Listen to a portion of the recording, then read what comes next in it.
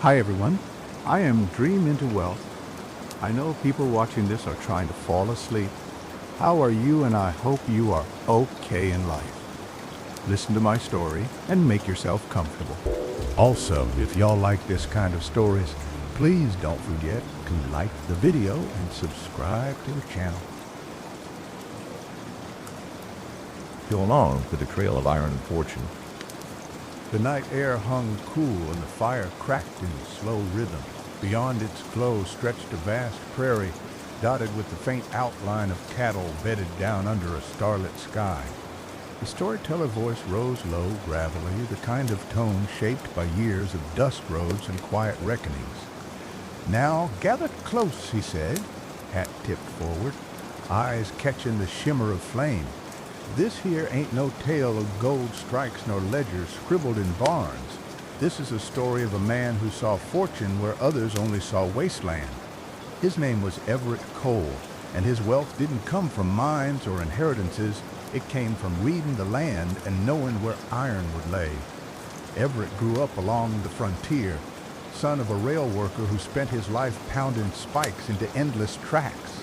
As a boy, Everett hauled water to crews, watched the rails snake their way across open plains, and listened to men grumble about long hours and short pay.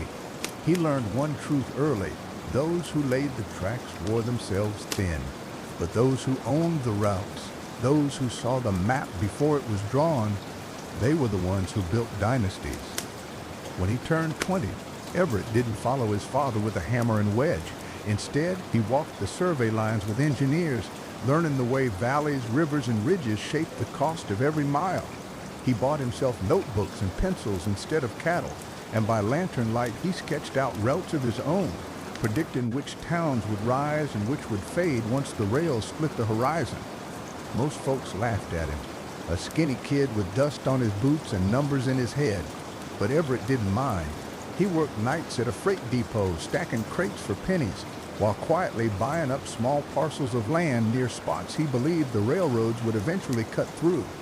These weren't rich acres, no oil, no fertile bottom land, just dry scrub nobody wanted. But Everett didn't see what they were. He saw what they'd become. Years passed, iron crept across the plains. Each time a new line was announced, Everett checked his maps. And sure enough, more often than not, those worthless parcels he owned sat right along the surveyed path. He didn't sell quick. He waited. He waited until the crews had driven their spikes, until the whistle of locomotives echoed through the valley. Then, and only then, he opened his hand. Small stations rose on his land. Towns sprouted up around those stations, and Everett leased space for stockyards, warehouses, and general stores. He charged fair but steady, never gouging, never begging. By the time he was 30, folks started calling him the quiet baron of the rails. But Everett wasn't after titles. He was after something steadier, wealth that lasted longer than cattle drives and outlived gold rushes.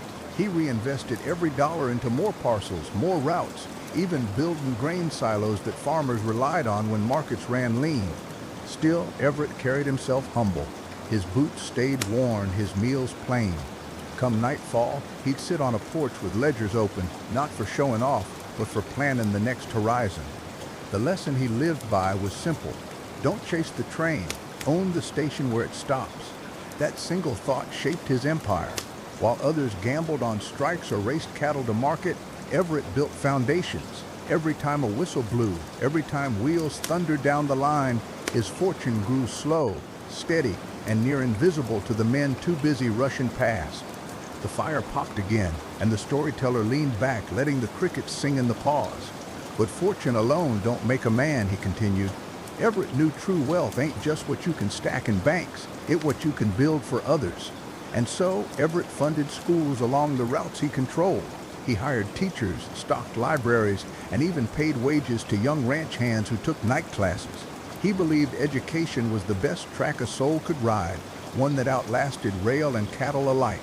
Farmers praised him, towns honored him, but Everett never sought statues or songs. He only asked that his children and their children after them remember to see value where others overlooked it. As the years rolled on, Everett holdings spread far beyond the plains. He owned warehouses in cities, docks by rivers, and even shares in the very locomotives that once thundered past his boyhood home. Yet through all that, he never strayed from the fire truth that slow, steady, thoughtful patience could carve wealth deeper than any sudden strike. The storyteller voice softened, blending with the crackle of wood and the hush of wind. So, next time you hear the low moan of a whistle in the distance, he said, remember Everett Cole. Remember that fortune don't always come riding fast. Sometimes it's sitting quiet, waiting at the crossroads, ready for the man who patient enough to see it. The flames danced higher, shadows long against the prairie grass, and the night seemed to lean in, holding the weight of a lesson older than rail, older than land. Wealth, like the iron road, wasn't built in a day, but for those with the grit to map it ahead of time, it could carry generations further than any cattle drive ever could. The prairie stretched wide and merciless, yet Everett never once believed in mercy from the land. It gave only what a man earned, and sometimes not even that. Still, he learned to read its quiet language, the shift of wind, the way a dry creek cut across soil, how wagon ruts hinted at traffic patterns. To Everett, these weren't just signs of survival, they were signs of commerce. See, when the rail came thundering in, it didn't just haul iron and wood, it hauled people, drifters, merchants, dreamers, and schemers. Towns that once held a dozen shacks sprouted hotels, saloons, and storefronts within a season. Everett had seen enough trails die to know not all growth lasted, but he understood one simple truth: wherever people stopped to rest, money changed hands. So Everett did something most folks never considered. Instead of selling off all his parcels at once, he'd lease parts of his land to newcomers with promise. He gave favorable terms to blacksmiths, grocers, and innkeepers who set up shop near the depots, but he charged premium rent to saloons and gambling halls. Whiskey'll always flow, he'd mutter, but it'll pay for schools if I've got any say. Now, wealth came steady, but with it came problems. Rivals noticed his hold on the stations. There were whispers in smoky back rooms, men with heavy purses and heavier egos who reckoned Everett was standing in the way of their empires. They tried buying him out, then they tried scaring him out. Once, a barn he owned went up in flames. Another time, a hired man caught two strangers digging through deeds in his office. But Everett didn't rattle. He'd seen storms roll in before. Instead of fighting fire with fire, he turned quiet influence into ironclad defense. He went straight to the railroad companies and offered him partnerships. Grain silos he'd built, they could use them to store freight at discounted rates. Warehouses near his stations, he'd sign exclusive contracts. Pretty soon, the railroads themselves had more reason to protect Everett than to challenge him. That was the genius of the man. He didn't build walls, he built bridges others needed to cross. Yet Everett knew money had a way of spoiling a man. He kept his boots muddy, his meals plain, and his circle small. His wife Clara was his fiercest counsel, reminding him each night that their children were watching. Let them see wealth, she'd say, but don't let them worship it. Together, they raised 3 sons and a daughter in a modest house not far from the rail junction. Everett refused to move to the city, even when bankers begged him. He said his fortune was born from the soil and tracks, and he'd die seeing both out his window. One of Everett's proudest moments came when he built a schoolhouse on land he'd once bought for $5 an acre. That little clapboard building sat near a junction where wagons stopped to resupply, and at night lamplight glowed through its windows like a beacon. Farmers brought their kids from miles away, riding in wagons or on horseback, just so they could read and cipher numbers. Everett didn't just build it, he funded the teacher wages for the first decade. You invest in rails, a banker once told him, but you waste money on children who leave the prairie the first chance they get. Everett just smiled slow. Maybe they will, he said, but wherever they go, they'll remember where the rails started, and some will come back wiser than they left. Years went by, and Everett empire grew. Not a flash of gold, not a sudden strike, just steady lines drawn across maps, stations, warehouses, and silos built one after another. By the time he hit 50, he was considered one of the wealthiest men west of the river. Yet when travelers came to see him, expecting a mansion with marble floors, they found a man sitting on a porch, ledger balanced on his knee, dog asleep at his boots. The real challenge came during the Great Drought. Crops failed across the plains, cattle starved, and families abandoned their land. Towns shrank, businesses shuttered. Everett could have evicted dozens of tenants who'd fallen behind on rent. He could have sold parcels to speculators sniffing around like vultures, but he didn't. He forgave debts, cut rents in half, and used his silos to distribute grain at cost. It near broke him. For 2 years, his profits shrank to near nothing. Rivals whispered he'd gone soft, that the rail baron had finally misstepped. But Everett knew storms didn't last forever. He told his children a man's worth ain't measured in coin during the good years. It measured in how many he helps endure the lean ones. And when the rains returned, the people remembered. Merchants reopened, farmers replanted, and families came back stronger. Every handshake Everett gave turned into loyalty that no rival could buy. His empire not only survived, it grew wider than before. The storyteller at the campfire leaned back, watching sparks drift skyward. His voice lowered, steady as boots on gravel. "Now, I reckon you see what I'm saying," he drawled. "Everett didn't chase wealth like a gambler throwing dice. He built it like laying rail, slow, sure, each spike driven where it belonged. And when storms came, he didn't abandon the train. He stayed in the cab, hands on the throttle, guiding it through." The fire gave another crack, as if agreeing with the man's words. Somewhere distant, a coyote called, lonely and sharp against the night. "That's the lesson, folks," the storyteller said. "A fortune ain't in gold nor cattle alone. It in seeing where the world headed, planting your boots firm and building something that serves more than yourself." Everett Cole understood that, and because of it, his name rode farther than any iron horse ever did. The wind shifted, rustling the grass, and the campfire hissed as if rain threatened. But the story carried on, richer and heavier than the storm itself. Time has a way of turning even the sharpest eyes soft if a man don't keep them fixed on the horizon. By the time Everett Cole was gray around the temples, his ledger books heavy with years of numbers, the real battle wasn't building wealth anymore. It was teaching his kin how not to squander it. Everett boys, Thomas, James, and Samuel, grew up seeing their father rise before dawn, ride fence lines, and negotiate deals with the patience of a stone riverbed. His daughter Eliza inherited his steel mind for figures, scribbling sums in her copybook long after the lamps burned low. Yet Everett knew comfort had a dangerous way of softening bone. One evening, sitting on the porch as the prairie sunset bled orange across the horizon, Thomas said, "Pa, you've done enough work for 10 men. Maybe it's time you let us take the reins." Everett rocked slow in his chair, pipe between his teeth.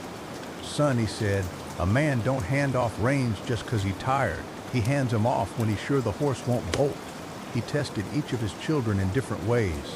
Thomas he sent to oversee the grain silos during harvest, where tempers flared and hands worked sunup to sundown. James he placed at the rail depot, negotiating contracts with sharp-suited men from the east who smiled wide but held daggers behind their words. Samuel, the youngest, Everett put in charge of collecting rents from stubborn tenants, a task that tested patience more than muscle. And Eliza, he handed her the thickest ledger in his office and said, "Find where the numbers bleed." She did too. Within a week, she'd spotted a partner who'd been shaving percentages on shipments. Everett rode out with her to confront the man, and while Everett stood silent, Eliza spoke firm, eyes steady as flint. The partner wilted under her gaze, paid back the missing sum, and apologized so fast you'd think the devil himself had called in a debt. But no lesson came without cost. Samuel once lost near $500 on a bad cattle deal, tricked by smooth talkers who promised fat herds but delivered skin and bone beasts. When he returned home, hat in hand, Everett didn't raise his voice. He simply said, "Now you know. Every dollar is a soldier, and you sent yours into battle without armor." The years rolled and Everett slowed, but never stopped. He built more than just businesses. He built habits into his kin. Sunday dinners weren't just meals, they were board meetings in disguise. Each child had to report on their corner of the empire, what went wrong, what went right, and what they aimed to do better. Clara, sitting at the head of the table, made sure pride never drowned humility. Trouble brewed again when outside investors, men with silk ties and factory fortunes, rode in from Chicago, eager to buy up rail-adjacent lands. They waved contracts fat with promises, speaking of stock markets, expansion eastward, fortunes that made Everett Holdings look like a cowhand wages. His children wavered. Samuel especially was tempted, his eyes glittering at the thought of quicker riches. But Everett leaned forward, voice gravel low. "They're offering you a jug of whiskey for a barrel of water. Don't forget who dug the well." The deal was turned down, and in the years to follow, it proved wise. The rail expanded further west, and those who sold out early watched their fortunes shrivel while Everett land multiplied in value like wheat under perfect rain.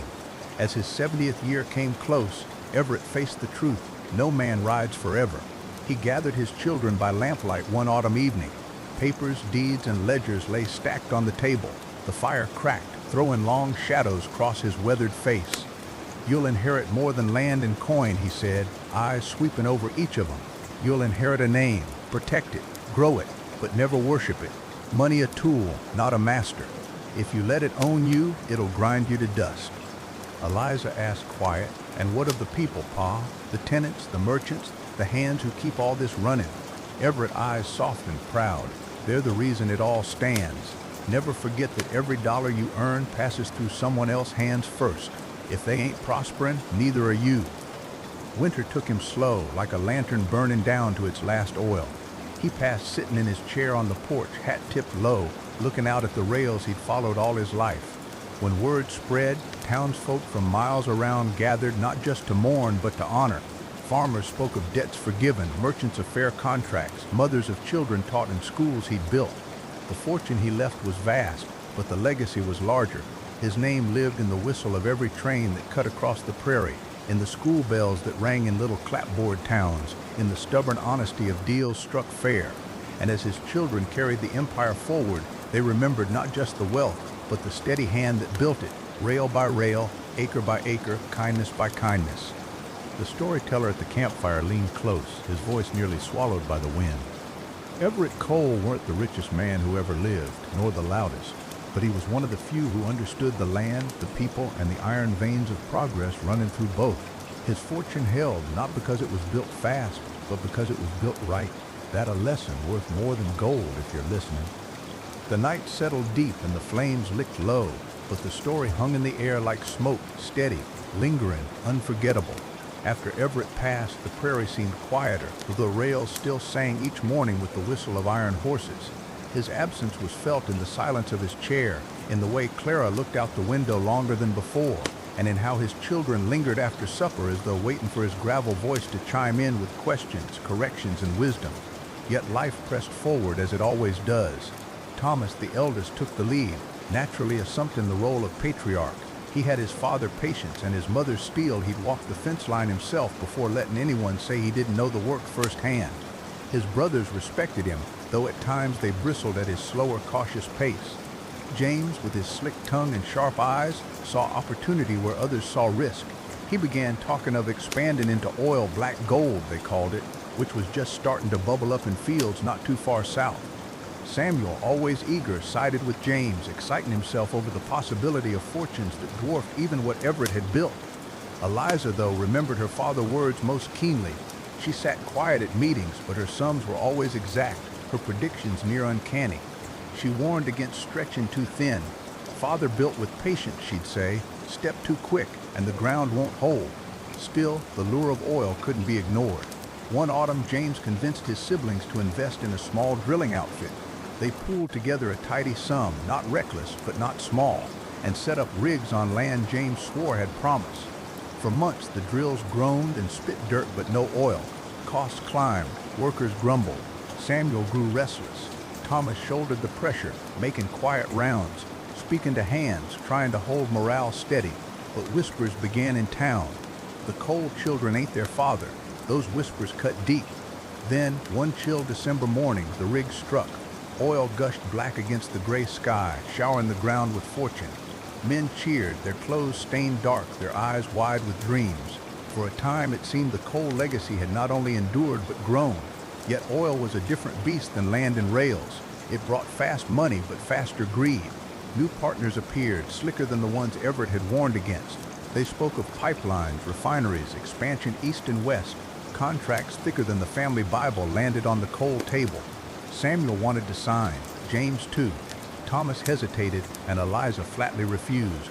"This ain't building slow and steady," she said. "This is gambling," and Pa said the house always wins. The family nearly split. Voices rose, fists slammed the table. Clara wept quiet in the kitchen. For weeks they fought like wolves over scraps, though the scraps were millions. In the end, Thomas sided with Eliza, refusing to stake the family land as collateral for pipelines. James, furious, stormed off, threatening to strike his own deals. Samuel wavered, torn between loyalty and ambition. There was Eliza who calmed the storm. She gathered her brothers one night under the old oak tree where Everett used to sit and smoke. The night was damp, stars muffled by clouds, the air heavy with rain. "Listen," she said, voice strong. "Father left us more than coin. He left us a way. Do what you will, but I'll not sign away a legacy built on decades for a dream that'll vanish in a decade." Her words cut true. Samuel Fire cooled. Even James, though stubborn, felt the weight of the family gaze. He didn't admit defeat, but his rage softened into silence. The deal was left to rot, the partners moving on to swindle some other dreamer. Years passed, oil boomed elsewhere, fortunes rose and fell, but the Coles held steady. Their rail-connected lands grew more valuable, their grain silos fed cities, their lending business, though modest, stayed steady as a mule. James eventually returned, older, leaner, his eyes wearing the cost of too many near misses. He apologized in his way, not with words, but by planting himself at the table again, this time listening more than talking. Samuel married, raised a brood, and taught his children the lessons he'd learned the hard way. Thomas grew heavier in years, his leadership unquestioned. And Eliza, though courted by many, chose to remain with her books and sums, the quiet heart of the fortune. When Clara passed in her sleep, the townsfolk again gathered, not just for grief but for gratitude. For they knew the Coles' fortune wasn't kept in vaults. It pulsed through the town itself, in fair wages, in schools built, in rails that kept food on tables. And so Everett's legacy lived on, not just in dollars, but in discipline. His name was whispered in saloons, taught in schoolrooms, spoken around campfires like this one. A tale of a man who'd wrangled iron, earth, and numbers with the same patience he wrangled cattle. And in every whisper, the lesson was the same. Build slow, build steady, build fair. The rest will follow. The storyteller leaned back, his voice low, almost lost in the hiss of rain against the flames. And so the Cole name endured. Not by luck, not by haste, but by patience carved into the bones of a family who remembered.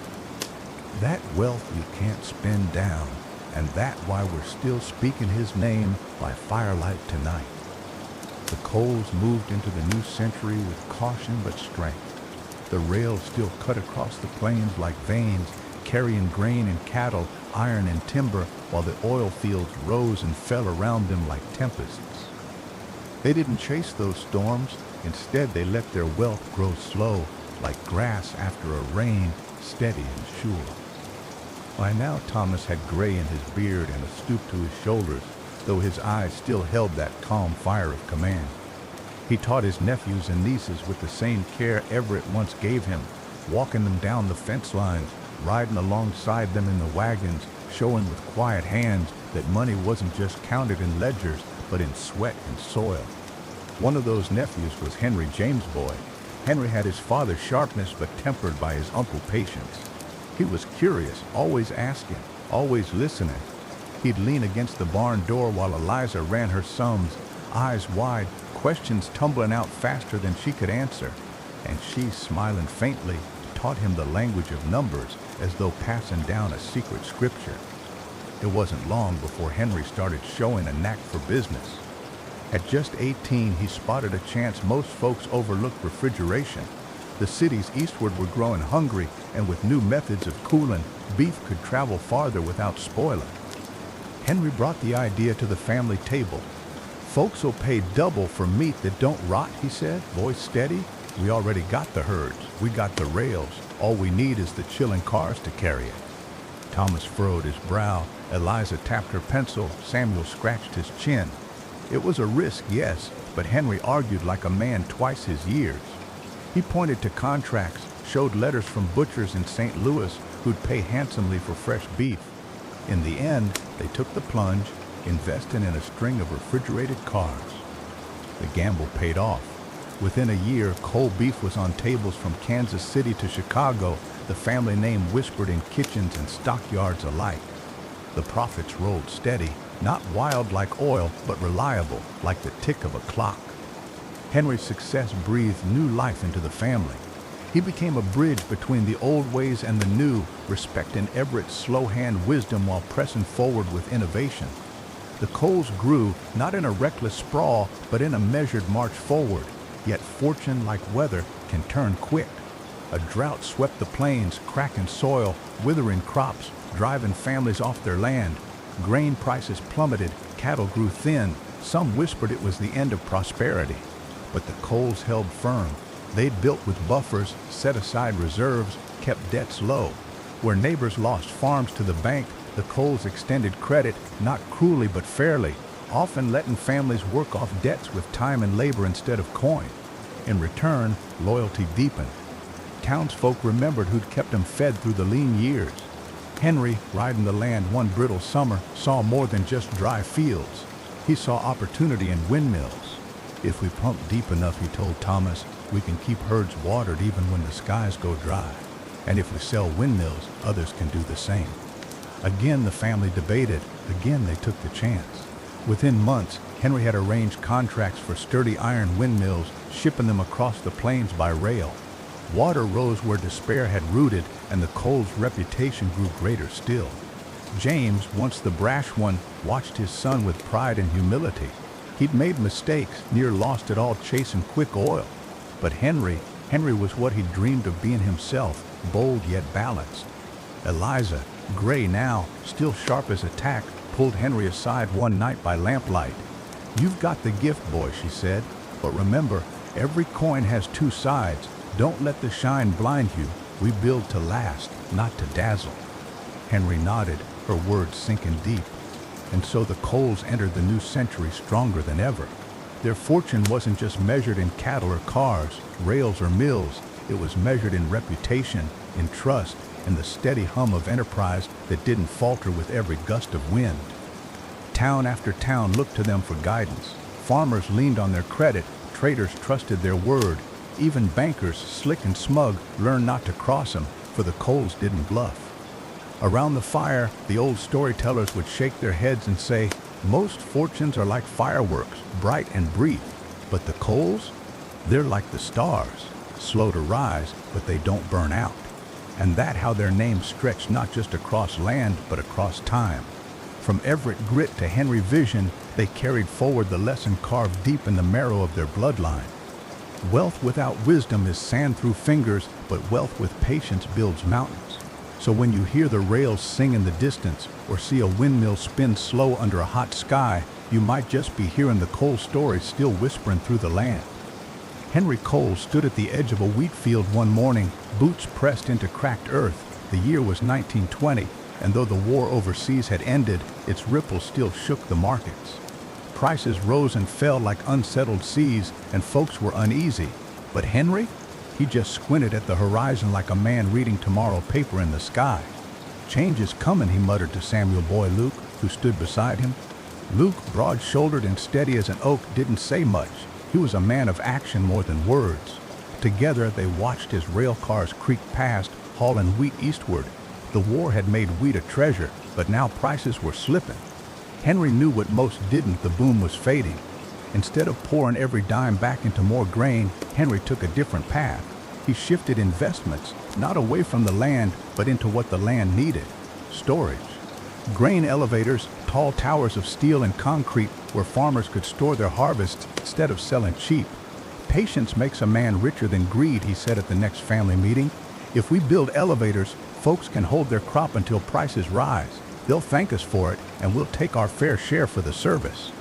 The family agreed, and soon coal-built elevators rose across the plains, landmarks against the sky.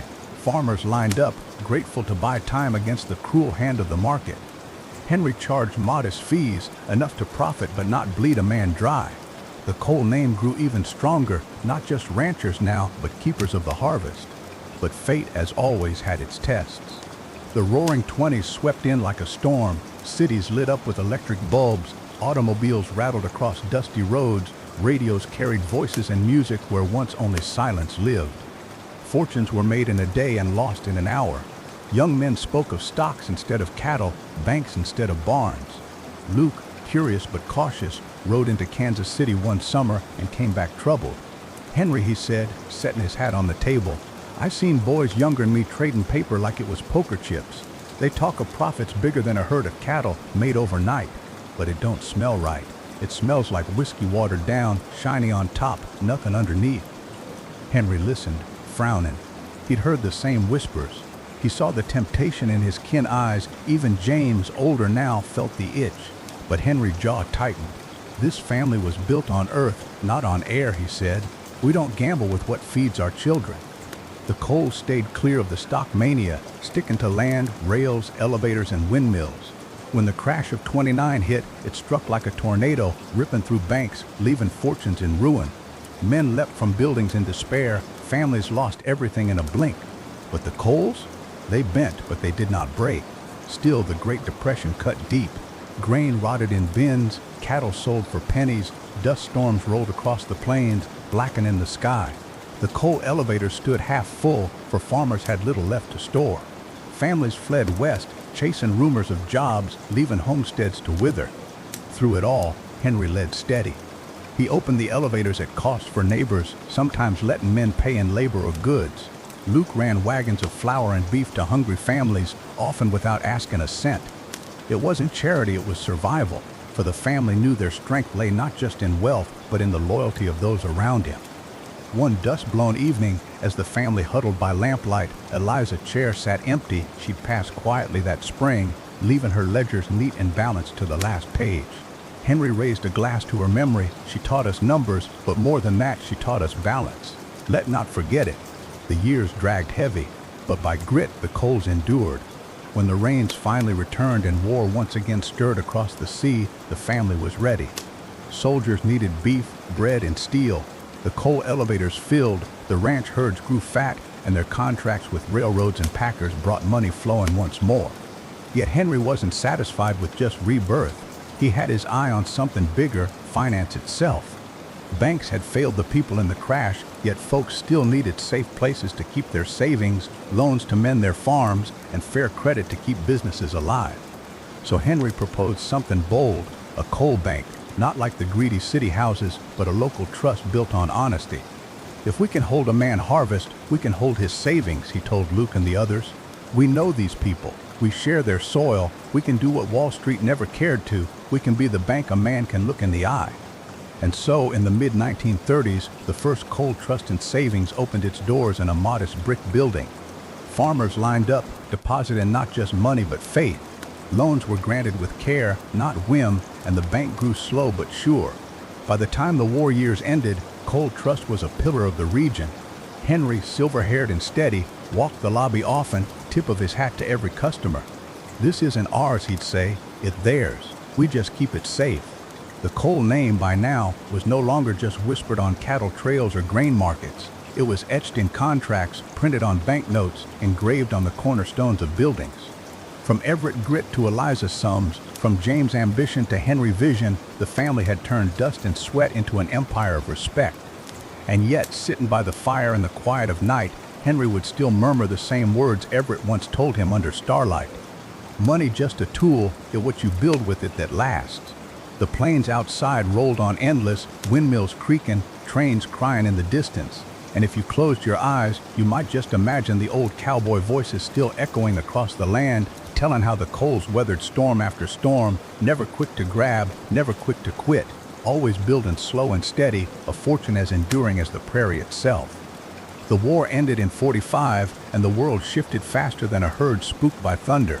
Soldiers came home, towns swelled, highways stretched across the plains like new rivers of asphalt.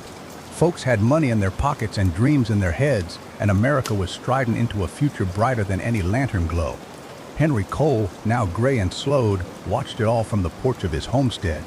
The coal trust and savings was steady, the ranch land still strong, the elevators busy again, but he knew the world had changed. "The next trail ain't dirt and cattle," he told Luke one evening. "It's steel and wheels, and maybe even machines I can't rightly understand. But change don't scare me. It's just another kind of frontier." Luke, middle-aged now, took the reins where Henry's hands grew tired. He had a knack for seeing opportunity in the everyday. One of his first moves was trucks, not just for ranch use, but for freight. The railroad still ruled, but trucks could reach places the rails never touched. So Luke started coal transport, a small line of sturdy vehicles hauling grain, cattle, and goods across state lines. Neighbors laughed at first. Trucks ain't no match for rail, they said, but as highways grew and businesses spread, the trucks proved nimble, cheaper, and faster. Before long, the coal name rolled across the plains not just on banknotes and elevators, but painted on the sides of diesel rigs barreling down Route 66. With transport came another idea. Luke noticed towns springing up near highways, small communities buzzing with diners, motels, and factories. He began buying parcels of land, not for ranching, but for industry and homes. It was a gamble of sorts, but grounded in dirt, not paper. Those tracts became neighborhoods, business parks, and coal-built storefronts. The family had shifted from ranchers and bankers to builders of towns themselves. The family met each Sunday around the long oak table, still scarred from years of use. Henry listened as Luke and the younger kin spoke of motors, assembly lines, and suburbs. James' boy Robert had a head for numbers sharp as Eliza once was, and he talked of markets and bonds. The family agreed to diversify, not abandoning the land, but stretching roots into new soil. By the 1950s, Coal Trust had expanded into several counties. Coal transport had depots in Kansas, Oklahoma, and Missouri, and Coal Properties, as the land arm was called, built homes for young veterans taking government loans. Families moved in, grateful for roofs they could afford, and every mortgage signed bore the Coal seal of fairness. But the family never forgot their roots. Each spring, they still drove cattle, still mended fences, still gathered at harvest. The wealth was greater, yes, but the lessons of Everett and Henry still held. Money was a tool, not a master. Trouble, of course, never stayed away for long. In the 1970s, fuel prices soared, choking the transport lines. Interest rates climbed and loans turned sour. The coal bank faced its first real scare since the Depression. Competitors closed their doors, families lost savings. The Coals gathered in the boardroom one stormy night, rain pounding the windows. Robert spoke first. "We can weather this if we tighten belts. We cut fancy projects, freeze new loans, and protect the little accounts first. Big fish will holler, but we don't bend for their kind. We stand by the farmers, the families, the workers." Luke nodded slow. "That what makes us different, not profit first, but people first. Do that, and profit will follow when the storm passes." And so they did. The Coal Trust shrank its books, but never closed its doors. When the storm passed, their reputation was stronger than ever. While others had been greedy, the Coals had been steady. Folks remembered. As decades rolled on, the world shrank with television, then computers, then whispers of networks that carried voices unseen through wires. Some kin worried the family name would get lost in a world too big, too fast. But others saw opportunity. Robert's son Daniel spoke of investments in technology companies. "These machines," he said, tapping a clunky computer on his desk, "they'll change how business is done. We can't run from it, we have to ride with it." It was a risk, but the family had always known when to step into new frontiers. They backed companies that built software, processors, and machines that powered offices. Not every gamble paid, but enough did. By the 1990s, the coal name wasn't just tied to ranches, elevators, and banks. It had shares in the future itself. Yet through all the growth, they kept a simple tradition. Every year, on the anniversary of Everett Coal's first claim on the prairie, the family gathered at the old homestead. They cooked over open fire, told stories under starlight, and passed down lessons carved from hardship and triumph. Fortune Henry once said, "Near the end of his days ain't measured by coins or bills, it measured by how long your name lasts and whether it's spoken with respect." And so, as the 20th century closed and the 21st dawned, the Coals stood as proof that wealth built with patience, grit, and honor could outlast storms, wars, and markets alike. Their trail had stretched from dust to diesel, from cattle herds to computer chips, from frontier rails to digital highways. Yet still, in every decision, the echo of cowboy boots and prairie dust guided their steps. The prairie winds carried their story onward, as if whispering to the next dreamer sitting by a fire. Fortune comes to those who work steady, share fair, and never let greed outrun gratitude. Hey partner, I hope you're already asleep, but if not, let me ask you a question. Where are you watching this from? I hope you fall into deep sleep with this next story. The Cattleman Ledger of Dreams. There was an old cowboy by the name of Eli Boone, and folks used to say his boots carried more dust than most men saw in a lifetime. He wasn't the loud sort, nor the kind to draw attention in a crowded saloon.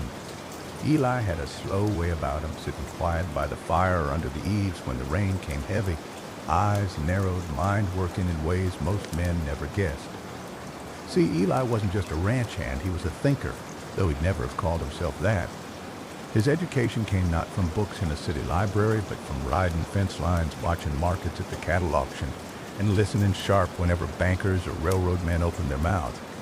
He learned early that a man's fortune didn't always come from the herd he drove, but from understanding how the world measured that herd.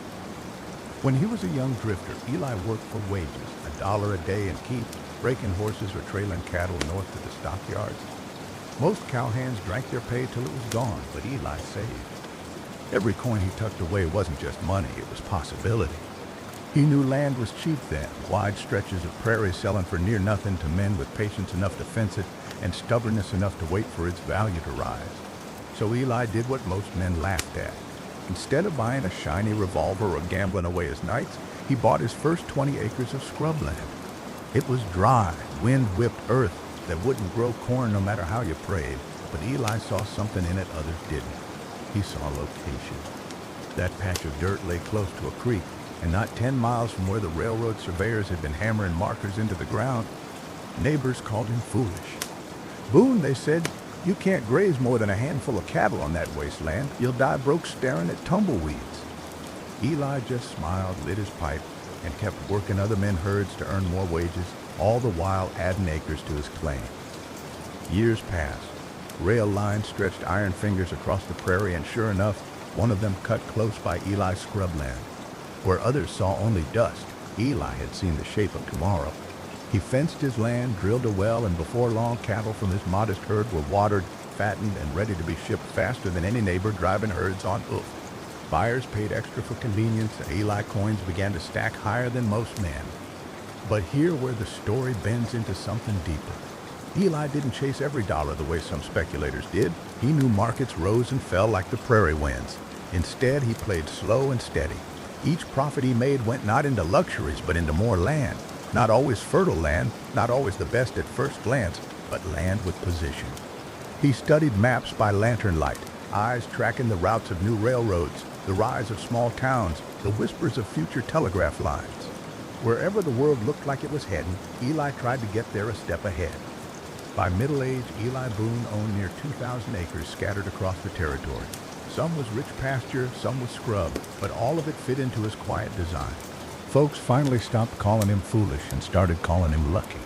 Eli just chuckled at that, for luck had little to do with it. It was patience, discipline, and the grit to hold steady when others panicked. There came a drought one summer so cruel it cracked the very earth and left cattle bones whitening in the sun. Neighbors went bust, selling land for pennies. Eli, lean as he ran, never wasted a coin on show.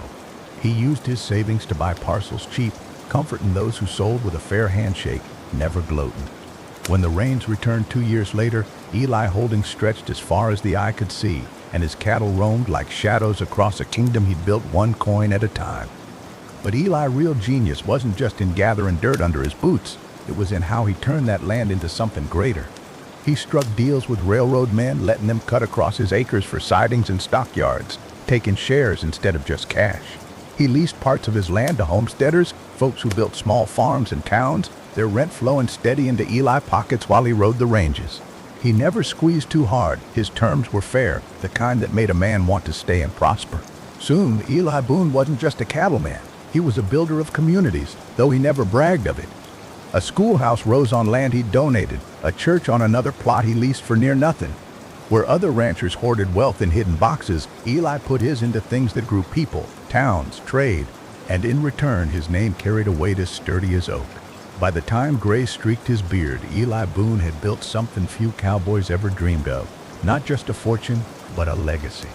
His children inherited not just land and cattle, but a philosophy that wealth wasn't in riding the wildest highs, but in steady hands, patient watching, and always thinking a step ahead. Around many a campfire, old-timers would tell it plain. Eli Boone, he didn't get rich off gold strikes or gambling runs. He got rich the way the prairie itself does, slow, steady, and unstoppable. And when the rain fell on his porch roof, Eli would sit back in his rocker, pipe smoke curling in the damp air, and smile at the sound. For to him, it wasn't just rain, it was the music of patience paying off, coin by coin, acre by acre, until a man's life was more than survival. It was success carved into the land itself. Eli Boone had grown from a wiry trail hand to a man whose name carried weight across counties. His acres stretched wide, his cattle numbered in the thousands, and yet he walked among men like he was still the same quiet hand sitting by the fire, boots dusty, hat brim low. Wealth didn't puff him up, it just made him slower to speak, steadier when the world shook. But with fortune comes attention, and Eli soon found himself facing challenges that no stampede or drought could match. First came the bankers. Men in fine coats from the city rode out on polished buggies, eyes glittering sharper than spurs. They saw Boone land, his cattle, his influence, and they smelled opportunity the way wolves catch the scent of blood. They offered loans with sweet words, promises of expansion, modernization, and profits multiplied. Most ranchers who'd grown fat on new money took the bait, borrowing more than their land could carry. But Eli had learned early that debt was a bit like a rattlesnake. It looked harmless, curled quiet in the grass, but once you got too close, it'd strike faster than you could draw. So he tipped his hat, turned their papers back, and kept his dealings simple. A man ought to own what he works, he'd say, and work what he owns. The bankers left disappointed, some muttering that Boone was old-fashioned. But when the markets buckled a few years later and debtors lost their spreads, it was Boone acres still standing tall. His refusal to saddle himself with loans became the talk of the prairie, a lesson writ quiet in survival. Then came the railroad men. By then, Eli already had sidings on his land and deals in place, but the barons were never satisfied. They wanted more, bigger cuts, tighter grips, rights that would turn a man's property into nothing more than steel and smoke. Some of Eli's neighbors signed quick, dazzled by the promises. Eli, though, read their contracts slow by lantern light, browsing every line like it was scripture. When they came to press him, he didn't shout or fight. He just asked one question: will this deal still make sense when times turn lean? The silence that followed told him all he needed. He held his ground, refusing to give more than was fair, and in time the railroad learned Boone was a man too steady to be bullied. But perhaps the greatest test came with the black gold that seeped up from the earth. Oil, they called it, and prospectors swarmed like flies. They came knocking on Boone's door, waving offers higher than most men would dream. You're sitting on a fortune, they said, just let us dig, and you'll never need to run cattle again. Eli listened. He always listened. But he didn't rush. He'd seen fortunes won and lost quicker than a poker hand, and oil, for all its promise, looked to him like a river that could flood or dry without warning. Instead of selling outright, Eli made deals his way, measured, cautious, with safeguards for the land and the people living on it. He allowed a few wells, taking royalties instead of lump sums, and watched carefully. Some neighbors called him stubborn for not cashing in big. Yet when busts came, when prices dropped and rigs stood rusting in the sun, Eli still had his cattle, his pastures, his water. Oil was a bonus to him, never the backbone. That balance, that refusal to lean on just one stream of wealth, kept his empire upright when others toppled. As the years stretched on, Boone became less of a figure of wealth and more of a teacher without trying. Young ranchers rode out to his porch asking how he'd done it. He'd puff his pipe, look out at the horizon where rain rolled in, and speak plain. Don't chase what shines brightest, build what lasts longest. The land, the people, the steady trade, that where the real wealth sits. He told them about patience, about letting small profits grow instead of demanding quick windfalls. He told them debt was like a bridle, useful if you held the reins, dangerous if someone else did. He told them never to sell their future cheap, no matter how loud the promise rang. And when the storms came, be it drought, flood, or markets turning sour, Eli showed by example. He never panicked, never sold low, never gambled high. He'd tighten his belt, ride out the storm, and remind his neighbors, this too shall pass. By the time his hair had gone near white, Eli Boone wasn't just a rancher anymore. He was a legend of sorts, though he'd laugh at the word. Towns thrived on land he'd set aside, rail lines ran through deals he'd shaped, and generations of families ate, prayed, and prospered because of his steady hand. When young men asked him the secret to wealth, Eli never mentioned oil wells or railroads or even cattle. He'd lean back in his rocker, let the rain patter steady on the tin roof, and say, the secret ain't no secret. Work hard, save steady, buy what lasts. Hold when others sell and sell when others lose their nerve. And never forget, money just a tool. Legacy what a man leaves behind. And with that, he'd smile slow, puffing smoke into the damp night air, the firelight flickering soft across the lines of his weathered face. The years had a way of slipping past, quieter than a creek bending through cottonwoods, and before Eli knew it, his hair had gone near silver, his shoulders a little more bent under the years of sun and saddle. Yet his eyes, steady, sharp, and kind, still carried the weight of a man who'd stared down storms and come through. Folks in the county didn't just see him as Eli Boone anymore. To them, he was near something like the backbone of the land itself. Children who had once run through his fields now brought their own young ones, pointing to him as if he were part of the history books. That Boone they'd whisper, the one who never sold out, never buckled, never let his land go. It made Eli chuckle sometimes. He wasn't no saint, just a man who kept to simple rules and didn't spook easy when others did. As he aged, though, he began thinking more on what his fortune was really for. The money he had, it was enough to keep his kin comfortable for generations if handled right. But Eli knew well enough that money alone could rot a soul faster than any drought. Too many sons of wealthy men had turned to drink or fast living or wasting their inheritance like it was endless. So he set about teaching, not just his own blood, but anyone who would listen. He'd gather his grandsons and granddaughters around the hearth, the rain beating steady on the tin roof, and tell them tales not of riches, but of patience, grit, and watching the horizon with clear eyes. Land don't lie, he'd say. It'll tell you if it's tired, if it needs rest, if it's ready to give back. Same with people, same with money. Don't take more than it can offer and don't push it to breaking, or it'll turn on you. His children had already learned much from watching him, but it was the grandkids who soaked up his words like dry earth drinking a rainstorm. Some of them would grow restless, hearing of the bustling cities and their neon lights, the markets where fortunes rose and fell in the blink of an eye. Eli didn't forbid him, he just warned him. Go see it, sure, but remember, wealth that comes quick leaves quick. What lasts is built slow. Around that time, Eli also turned his eyes outward. He'd built schools in nearby towns, funded by the profits from cattle and oil wells that still ran careful under his terms. He helped mend roads, not for glory, but because he knew wagons and riders would always need paths that didn't break wheels or bones. He gave to churches, not just in cash, but in quiet repairs and warm meals for the weary. The townfolk noticed, not everyone agreed with how Eli lived. Some still thought he was too cautious, too unwilling to gamble on the next big thing. But nobody could deny that the man's presence was like a steady post in a high wind. And for those who'd lost everything to bad loans or foolish ventures, it was Eli's hand they leaned on, his advice that pulled them back to their feet. In those last decades, the world around him began to change faster.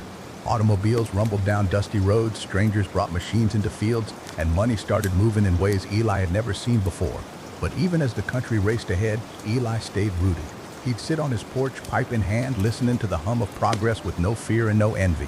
You can't outpace the future, he'd tell young men who came riding up, but you don't need to. You just need to know what never changes. Folks will always need food, water, a roof over their heads. If you can give them that steady and honest, you'll never go broke. As his health waned, Eli grew quieter still, but his mind stayed sharp. One night, after a long day where the rain had rolled heavy across the plains, his eldest son sat with him by the fire. The younger Boone was anxious, the land was changing, oil towns springing up, speculation growing wilder than the mesquite brush. He said, voice tight, "How do we keep up? How do we hold it all together when the world changing faster than we can blink?" Eli leaned back slow, his gaze fixed on the flames. "You don't hold the world together, son. You just hold yourself steady.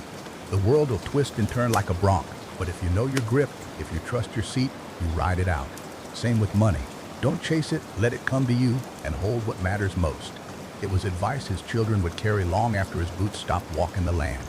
When Eli Boone finally passed, it wasn't with fanfare nor parades. It was a quiet night, the rain whispering steady on the roof, his family gathered close. He'd left behind not only a ranch that stretched wider than the eye could see, but a way of thinking, a set of principles etched deeper than any ledger. The county mourned him, but they also celebrated him. Folks told stories by lantern light about the man who'd never bent, never chased false promises, never forgot that wealth without wisdom was nothing but dust in the wind. Schools bore his name, the land still bore his brand, and families who'd once near starved spoke of the times Eli had fed them through hard winters. In the end, his greatest fortune wasn't the cattle or the oil or the land, it was the steady way he'd lived, the lessons he'd carved into every hand that shook his, every young one that sat by his fire. Eli Boone's wealth wasn't measured in dollars, it was measured in the generations who would carry his steadiness forward, like a lantern passed from hand to hand, glowing against the darkness. And so, his story lingered, told in the drawl of cowhands by campfires, whispered in the halls of schools he built, recalled in quiet prayers when storms rolled over the plains. A story of a man who proved that riches weren't just found in gold or oil, but in patience, wisdom, and the strength to hold fast when the world tried to buck you off. After Eli Boone was laid to rest under a wide pecan tree not far from his homestead, the land didn't grow silent. No, sir. His memory hung over those hills and plains like the scent of sage after a storm. His children and grandchildren gathered at the old ranch house, looking out over the fields he'd kept steady through drought and boom alike, and they all knew it was their turn to carry the flame. Eli's eldest, Thomas Boone, had been raised in the saddle same as his pa, but he had a sharp eye for numbers and a hunger for how the world was changing. The oil rigs out west were pumping black gold faster than cattle multiplied, and Thomas had been watching the men running them. Many lost fortunes quicker than they found them, but Thomas remembered his pa's words. Wealth that comes quick leaves quick. Build it slow, hold it steady. So Thomas didn't gamble. Instead, he partnered. He struck deals not with men looking for a fast dollar, but with those who had patience and foresight. He leased a slice of Boone land for oil drills, not selling it outright, but keeping the soil in the family name. Every drop pulled from that ground lined the Boone accounts, but the land remained their anchor. Meanwhile, Eli's daughter Mary Boone had her own vision. She'd been quiet most of her life, tending to the homestead and learning her father's way with people. But Mary had noticed something Eli himself never chased. Education was becoming the new currency. Folks were moving into towns, learning trades, building businesses, and those without knowledge were left begging. So Mary took part of her inheritance and built the Boone schoolhouse, one with tall windows, sturdy oak desks, and books that stretched far beyond cattle brands and crop yields. If Pa taught us anything, she said, standing in front of the first class of children, if that wisdom feeds a soul longer than coin. This place is where we'll teach that. The Boone name began spreading further than Eli had ever imagined. Oilmen respected Thomas. School teachers and ministers respected Mary. And together, they kept the heart of the ranch alive, tending cattle, mending fences, watching the land breathe. But the world was changing faster still. Automobiles roared down dirt roads, spooking horses. Trains carved iron veins across the countryside, bringing goods and strangers by the carload. Banks popped up in towns, promising loans that could build dreams or break families. It was Eli's grandson, James Boone, who took to this new world with both hands. He wasn't much of a rancher, truth be told. He preferred ink to reins, but he had inherited Eli's patience and Thomas' eye for numbers. James set up a bank in the nearest town, one that bore the Boone name in brass letters above the door. Unlike other banks, James kept his dealings transparent. Farmers knew if they borrowed from Boone Bank, they weren't signing away their futures. Every deal was weighed fair, interest never crooked, terms never hidden in trick words. Folks trusted him, and soon enough, Boone Bank became the cornerstone of the county. Yet with all this prosperity, trouble always followed close behind. The Great Depression hit like a hammer falling on an anvil, crushing towns, shuttering banks, and breaking men who thought their riches untouchable. Families lined up at bread lines, and cattle ranches went under faster than dry wells. But the Boone family held. Thomas cut back production, refusing to overgraze the land or pump it dry. Mary turned her schoolhouse into a shelter for hungry children, teaching by day and serving soup by night. James did the unthinkable for a banker. He forgave debts that families could no longer pay, keeping them on their land rather than letting the bank take it. It nearly ruined them. There were nights when Thomas sat by the fire, head in his hands, worrying they'd lose everything Eli had built. But every time doubt crept in, he'd hear his father's words echo in memory. Don't chase it, hold what matters most. And so they held on. Slowly, painfully, the storm passed. The Boone family patience became their salvation. When other banks collapsed, folks remembered who had shown mercy. They brought their money back to Boone Bank, rebuilding stronger than before. When oil companies folded, Thomas' cautious deals kept the wells pumping. When schools elsewhere shut their doors, Mary's schoolhouse still rang with the voices of children. By the time the Depression lifted, the Boone family name wasn't just known in the county, it had become a mark of steadiness, the kind of legacy Eli himself would have been proud of. But success has a way of drawing envy, and envy can be as dangerous as drought. Competitors whispered that the Boones were growing too powerful. Strangers came knocking, offering buyouts so large they'd make most men heads spin. But time and again, the family refused. Mary, with her quiet strength, said it best. This land ain't just dirt. It's our story, and a story sold is a story lost. Generations grew. The Boone grandchildren, wide-eyed and restless, took trains to cities, saw skyscrapers reach higher than any mesquite tree. Some left for good, drawn to the fast life, but many returned, bringing back new skills and new trades. Some ran the oil wells, others managed the bank, others taught in the schoolhouse. But all of them carried Eli Boone words, etched in memory like carvings on an old oak. Build it slow, hold it steady. And so, as decades rolled on, the Boone Ranch became more than a ranch. It was a living monument to patience, to principle, to the quiet truth that wealth ain't worth a dime if it don't outlast you. At night, when storms rolled in and rain drummed on rooftops, folks would still gather by firelight, telling the tale of Eli Boone, the man who tamed his fortune without letting it tame him.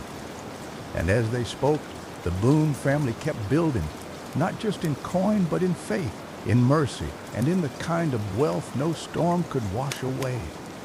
As the smoke of the Depression cleared, a new kind of thunder rolled across America: war. The young men of the Boone family answered the call, same as their neighbors, riding not on horses but in steel ships, bomber cockpits, and dusty tanks crawling across foreign soil. James Boone, eldest boy Henry, traded his banker pen for a rifle, shipped out to Europe with the U.S. Army. His letters home were scrawled and dirt-stained, speaking not of glory but of grit, mud, hunger, and the way fear weighed heavy but never broke him. He wrote once, "What you taught me about debt and honor, it holds out here too. A man owes it to his brothers to stand firm, and he pays that debt every day he wakes up breathing." Henry came home leaner, older than his years, but alive. Others weren't so lucky. The Boone schoolhouse added a plaque of names for the local boys who never returned, and Mary Boone, old now, her hair white as prairie cotton, lit candles for each one. The war changed the country. Highways stretched like new rivers across the land. Suburbs rose where cattle once grazed. Machines replaced mules, and neon signs glowed where campfires once flickered. It was a world Eli Boone himself might have hardly recognized. But the Boone family bent with the times without breaking. Henry Boone, with the discipline he carried home from war, took over his father James' bank. But he wasn't just lending to farmers anymore. No, sir. He was lending to veterans buying homes, to small businesses sprouting up like mesquite after a storm, to families looking for a fresh start. Boone Bank grew, steady and respected, a place where folks said the walls smelled of honesty. Meanwhile, Thomas Boone grandchildren turned their eyes back to the land, but they saw it different. They saw not just cattle and oil, but opportunity and new crops, new ways of working the soil. One Boone cousin planted pecan orchards where scrub had once stood. Another tried his hand at cotton, then soybeans, watching the markets like a hawk, but never straying from the patience Eli had handed down. But it was Sarah Boone, McNary granddaughter, who carved the boldest trail. She had studied in the city, learning law by lamplight, and came home with a fire in her heart. She saw how corporations were buying up land, chewing through small farmers like coyotes through chickens. She stepped in, not as a rancher or a banker, but as a defender. Sarah stood in dusty courtrooms with her boots still muddy from walking fields, arguing that land was more than property. It was legacy, it was livelihood, it was the marrow of America itself. And time after time, she won. Folks who would have lost their farms to big money found themselves keeping their soil because of a Boone standing for them. The Boone name now meant something more than wealth. It meant stewardship. It meant fighting for what mattered. It meant doing right even when it cost you. But with every new era came temptation. By the 1960s and 70s, the oil boom surged again, bringing fast cars, fast money, and men with silk ties who claimed they could make the Boones richer than kings. Some of the younger Boone blood wanted to sell. They looked at the old ranch and saw dust, saw work, saw slow money when skyscrapers were going up overnight in Houston and Dallas. But old Henry, sitting on the porch one evening, called the family together. The sun was dropping behind the mesquite, painting the sky gold, and he spoke with the kind of weight that silences a crowd. This land ain't just grass and stone, it our backbone. Eli Boone built with patience. Thomas carried it through storm. Mary turned it into mercy, and James kept it steady when banks were falling like dominoes. We ain't selling their bones for quick silver. If a Boone forgets what he stands on, then he ain't a Boone at all. The fire in his words settled the storm. The family chose to hold, and once again, patience proved its worth. Where others struck deals and lost everything when the markets crashed in the 80s, the Boones were still riding steady, their land and legacy untouched. By the time the century turned, Boone land stretched wider than it had in Eli Day, not because they bought every acre they could, but because they'd held on while others let go. The bank stood strong, the schoolhouse had grown into a district, and the orchards, wells, and cattle still gave steady yield. But what shined brightest wasn't their fortune, it was their story. On stormy nights, folks still gathered at the ranch house. Rain pattered on tin roofs, thunder rolled like a far-off drum, and inside the Boone kin would sit round the fire. The youngest would listen wide-eyed as the elders retold the tale of Eli Boone, who built slow and held steady, of Thomas, who brought oil but never sold the soil, of Mary, who gave knowledge when coin ran dry, of James, who forgave debts and kept men on their land, of Henry, who carried discipline home from war, of Sarah, who defended farms from wolves in suits. Every generation added a verse, each one steady as hoofbeats on a long trail ride. And in the quiet moments when the fire cracked low and the storm outside sang soft on the plains, those listening could almost hear Eli Boone's voice in the wind, carrying the same lesson he'd carved into his family bones. Build it slow, hold it steady, and never forget real wealth don't leave when you do. It stays, so long as you tend it right. The turn of the millennium brought a world Eli Boone never could have imagined. Neon lights had long since outshone the lanterns, and the sound of the telegraph had given way to the hum of computers and the buzz of cell phones. Money no longer jangled in pockets, it flowed through invisible wires, numbers glowing on screens instead of scribbled in ledgers. The Boone family had weathered droughts, depressions, wars, and temptations, but now they faced something entirely new, the digital frontier.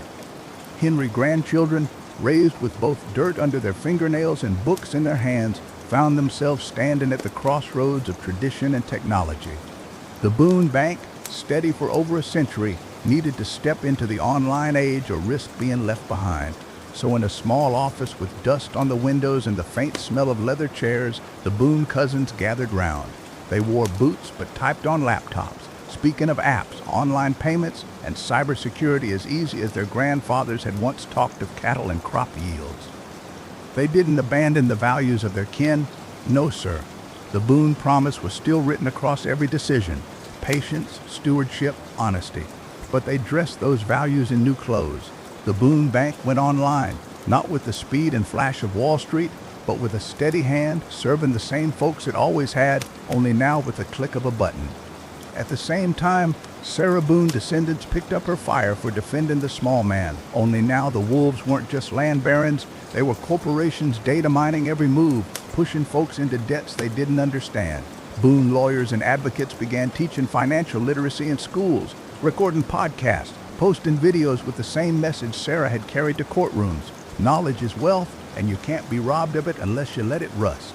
Out on the ranch, the land still breathed under wide skies, but even that changed with the times. Boone's sons and daughters studied sustainable farming, solar energy, and water conservation. They put up panels where windmills once turned, dug irrigation with GPS-guided tractors, and sold pecans, cotton, and beef to buyers who placed orders through the internet instead of riding up in wagons. The Boone Ranch became something of a symbol, written up in newspapers and featured in documentaries, not because it was the richest spread in Texas, but because it had lasted. In a world where fortunes rose and fell faster than the summer wind, the Boones still stood on the same soil Eli had claimed generations ago. Now, let me tell you about young Daniel Boone, not the frontier legend from centuries past, but the great-great-grandson of Henry. Daniel was born with the same stubborn streak his kin carried, but he had a knack for numbers and machines. He could ride a horse, sure, but his real mount was a computer, and his lasso was algorithms. Daniel saw opportunity in markets the old Boones would have called sorcery. Cryptocurrency, stock trades done in milliseconds, entire fortunes built on screens with no paper, no cattle, no oil. The family looked at him wary at first, sitting at Thanksgiving with his laptop glowing instead of a ledger book open. But Daniel didn't chase fast money. He remembered Henry's voice on old tapes the family kept. Build it slow, hold it steady. He studied those digital coins, those stocks, the way Thomas once studied oil wells. He tested, he failed, he tried again. And when others lost millions in sudden crashes, Daniel stayed patient, invested in projects with real bones, real backbone, energy, infrastructure, technology that built instead of just promised. Soon, Daniel became the bridge between centuries. He spoke the language of Wall Street and Silicon Valley, but his boots still hit dirt on the Boone Ranch when he came home. He set up scholarships for kids in town, taught them how to use money wisely in the new age, and even recorded a series of talks, the campfire finance sessions, he called them. He'd sit with a lantern flickering and the sound of rain in the background, teaching city kids the same lessons Eli once told under the stars. And wouldn't you know, those recordings spread. Folks in apartments in New York, dorm rooms in California, and cabins up in Montana listened to a Boone voice telling them that wealth ain't about speed or flash. It's about patience, about stewardship, about remembering your debts and paying them clean. The Boone legacy had entered the digital age not by selling its soul, but by keeping its spirit while changing its tools. When storms rolled over the plains in the 2010s, thunder grumbling and rain hitting the tin roofs, the younger Boones gathered round the fire same as always. They had tablets in their laps, sure, but the story was the same. They told of Eli Boone, the slow builder, of Thomas Boone, the oil man who never sold the soil, of Mary Boone, who gave light when money failed, of James Boone, who forgave debts and saved neighbors, of Henry Boone, who fought overseas and brought discipline home, of Sarah Boone, who defended the farmers from the wolves in suits, of Daniel Boone, who rode into the digital frontier without losing the saddle. Each name was a verse in a song, each story another log on the fire. And outside, the storm sang on, steady as the heartbeat of the land. In the hush between lightning strikes, the Boone children swore they could hear Eli's voice in the wind once more, saying the tools change, the world spins faster, but the law of wealth don't shift. Build it slow, hold it steady, pass it on. The storm clouds of the 2020s rolled in heavier than any the Boones had faced before. Not the kind that rattled tin roofs or flooded pastures, but storms of uncertainty, pandemics shuttering towns, markets crashing overnight, whole industries shifting beneath people's boots. Folks who thought their jobs were steady as a fence post found themselves cut loose, drifting in a world where work could vanish with the click of a mouse. And yet, in the middle of it, the Boone family stayed true to their way. They didn't try to outrun the storm. They hunkered down, adjusted, and leaned on the lessons Eli had whispered into that Texas wind all those years ago. Daniel Boone, the tech-savvy grandson, found himself in the thick of it. He had been preaching financial patience through his campfire finance recordings for years, but now the world needed it more than ever. Young folks trapped in city apartments tuned in by the thousands, listening to the sound of rain, fire crackle, and Daniel's slow cowboy drawl telling them a storm don't mean you abandon the ranch. You ride it out, you plant deep roots, you wait on the sun. Those recordings went viral, not because they were flashy, but because they carried something scarce calm. Calm in a time when news shouted fear, when social media twisted every hour into panic. Daniel didn't stop there. He set up online workshops, not the kind selling snake oil or get-rich-quick schemes, but real, steady lessons. Budgeting, saving, investing in skills, not just stocks. He told kids working gig jobs to stash 10% no matter how small, to treat every dollar like a seed, not just a ticket to spend. Meanwhile, the ranch itself became a kind of haven. Supply chains broke down in the cities, grocery shelves ran bare, and the Boone land, still rich with cattle, pecans, and vegetables, became a lifeline. They didn't hoard, they shared. Neighbors drove up, trucks loaded with goods, and the Boone barn became a distribution hub just as it once had during the Great Depression.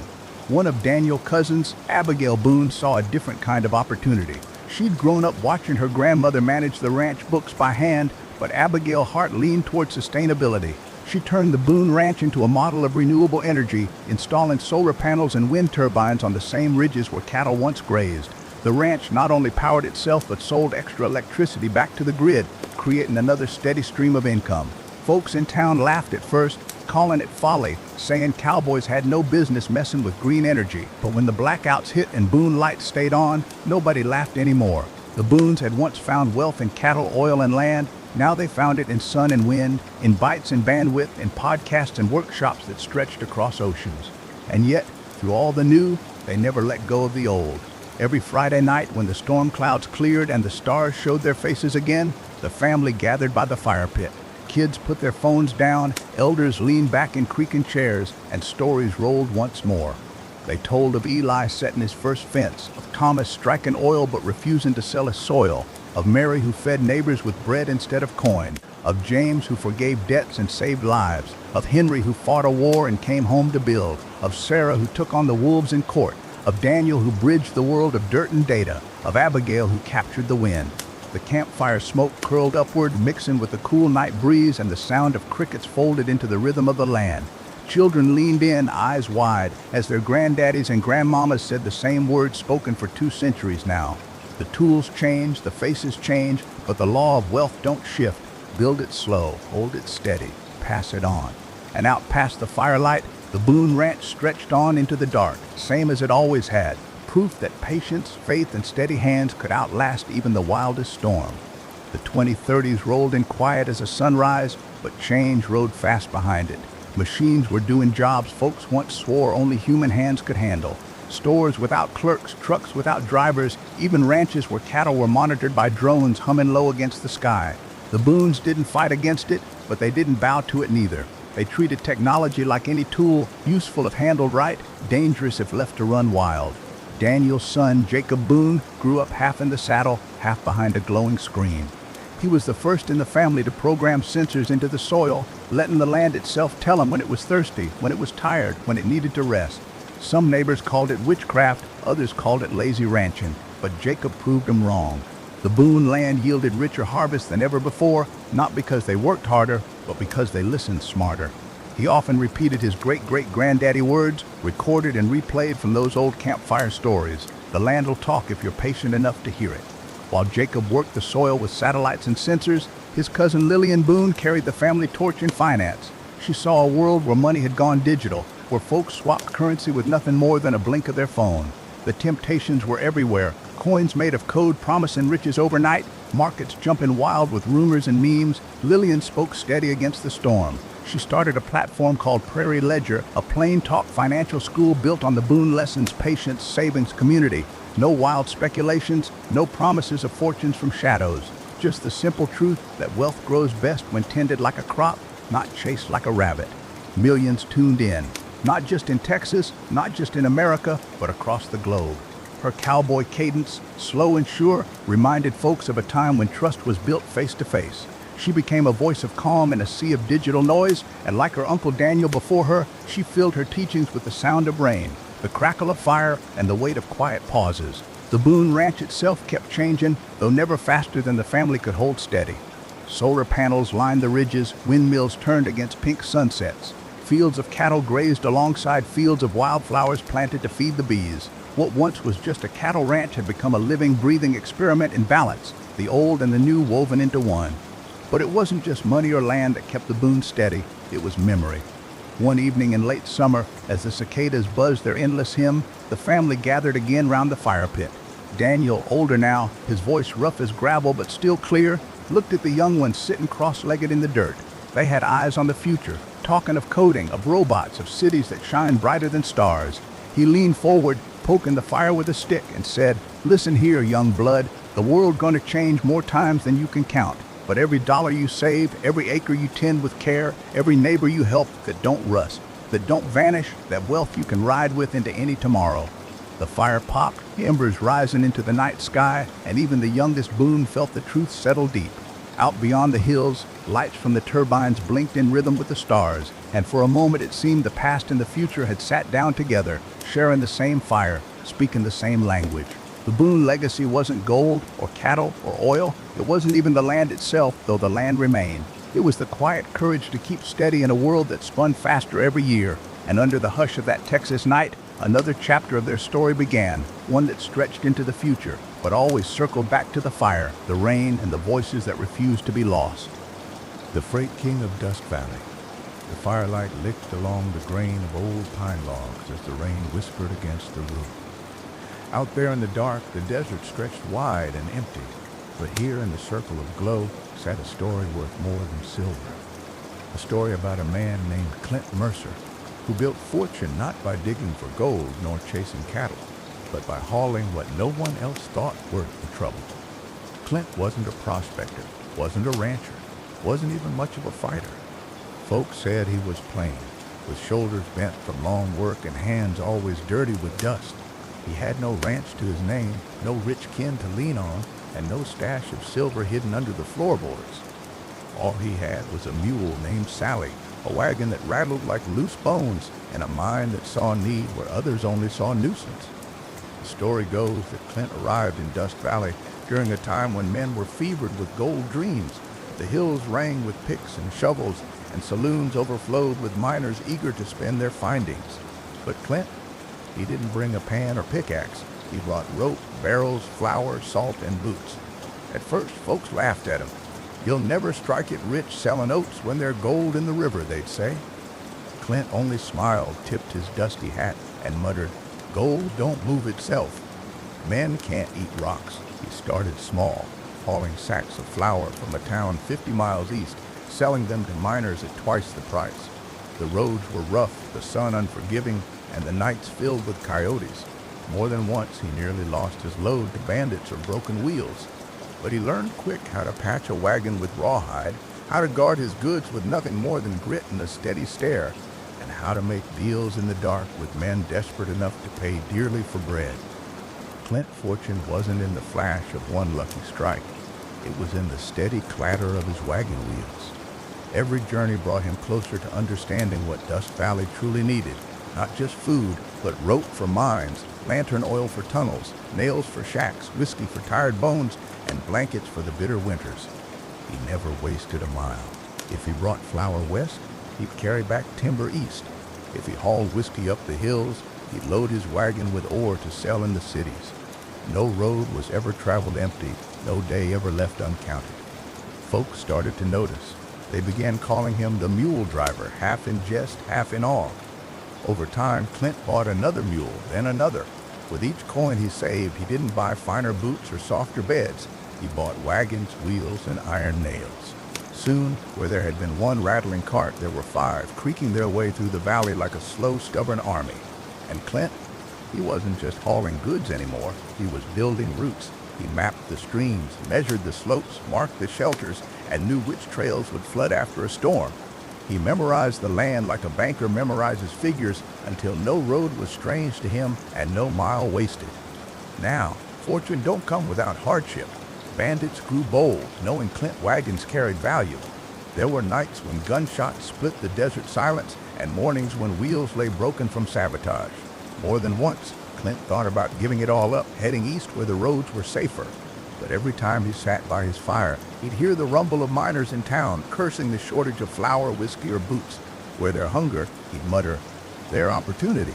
A man just has to be stubborn enough to answer it. So he hired riders, not gunmen eager for blood, but steady hands who could steer a wagon, mend a wheel, and keep a cool head when steel flashed in the moonlight. He paid them fair, fed them well, and treated them like kin.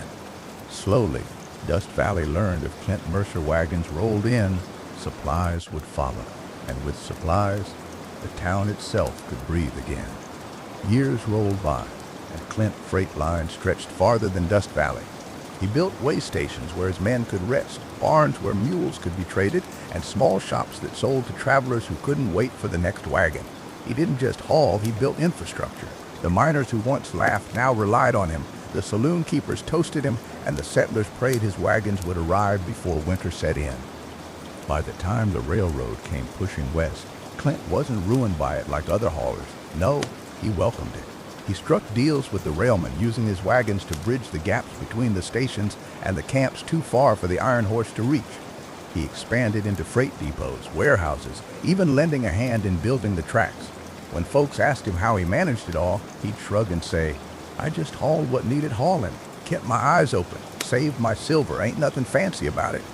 Clint Mercer never struck a gold vein, never bought a mine, never built a mansion. But when he passed, his freight empire stretched across 3 states, his wagons numbered in the hundreds, and his men swore no boss had ever treated them fairer. He died in a modest cabin, boots by the door, hat on the peg, and a map of his route spread across the table, the veins of trade he had carved into the wild. They called him the Freight King of Dust Valley, though he never crowned himself. And to this day, if you sit by a fire on a rainy night, you might hear the faint creak of wagon wheels on the wind, a steady, stubborn, and full of promise, just like Clint Mercer life. When Clint Mercer wagons became the lifeline of Dust Valley, the town began to change in ways no prospector ever dreamed. See, gold might draw men in, but steady freight is what let them stay.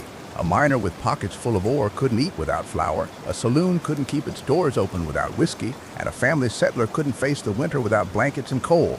Clint understood something most men overlooked. Fortune isn't only in striking gold, it's in moving the essentials that keep gold diggers alive long enough to swing their pick. That was the heart of his fortune, not shiny metal, but everyday goods nobody thought twice about. One autumn, when the roads turned to mud and wagons sank axle deep, miners feared starvation. The town preacher called it punishment from above, and some said Dust Valley would be abandoned. Clint studied the flooded trails by lantern light, scratching marks on a worn map. Where others cursed, he looked for another way. He cut a new road through dry hills, widening old cattle paths and reinforcing them with timber hauled in from a distant mill. Folks thought he was mad. Yet, within weeks, his wagons rolled into town stacked with flour sacks, dried beans, and salted pork. The people of Dust Valley didn't just see a merchant that day, they saw salvation. Mothers cried, fathers lifted Clint onto their shoulders, and even the saloon keepers swore they'd never let his glass go empty again. But Clint didn't bask in glory. He went right back to his maps, muttering, "If a town depends on one road, it already lost. You want prosperity, you build options." That was Clint's way, always thinking 2 winters ahead. As his roots grew, so did the men who worked for him. Clint had no children of his own, but he built a family of drivers, riders, and stable hands. Many were drifters with nowhere to go. Some were failed prospectors, others widowers who'd lost kin to fever or famine. Clint gave them a wage, but more than that, he gave them purpose. He taught them his philosophy. Don't chase luck, build what others rely on. A prospector finds gold once, maybe twice if Providence smiles. But a man who hauls the flour those prospectors eat, he gets paid every time they sit at the table. That's steady money, boys, that wealth with roots. His men carried those words like scripture, passing them along fireside to new recruits. They weren't just freight haulers anymore, they were builders of commerce, the invisible hands that stitched together a scattered frontier. And Clint, though he lived modestly, began to see his influence stretch far beyond his own wagons. Town councils sought his advice on trade routes. Merchants begged him to carry their goods. Even bankers, usually too proud to bow to mule drivers, came knocking at his cabin door, offering loans he never asked for. Clint would chuckle and send them away. "Money lent is a shackle," he'd say. "Money earned is freedom. I'll take freedom every time." There came a winter colder than any in memory. Snow buried the cabins, rivers froze solid, and wolves howled close to town. Trade slowed to a crawl, and men whispered that Dust Valley would finally fall silent. But Clint had prepared years in advance. He'd built storage barns along his routes, stocked with grain, salted meat, and coal. When the storm hit, his men didn't panic. They followed Clint's plan. One wagon after another emerged from the blizzard, lanterns glowing faint against the white. Inside each wagon were supplies that meant the difference between life and death. No miner swung a pick that season, but Dust Valley endured. And when spring thawed the land, the town didn't crumble, it prospered. Families stayed, saloons reopened, children played in the thawed streets, all because Clint thought ahead. From then on, no one called him the mule driver with a sneer. They called him the Freight King. But here's the part of Clint's tale that matters most. He never let wealth twist him into greed. Many men, once they taste silver, forget the hunger of their youth. Clint never forgot. He set fair prices, never gouging a starving man, never cheating a widow. His fortune grew slow, but it grew steady, like a tree putting down deep roots. When asked why he didn't raise prices when demand was desperate, Clint would shake his head and answer, "A man who takes advantage today won't be trusted tomorrow." Trust is the only coin that spends everywhere, and it was trust that built his empire stronger than any gold vein. Years rolled on. The railroad finally thundered through Dust Valley, iron wheels shrieking as steam filled the sky. Most freighters cursed the train, swore it ruined them, and sold off their wagons.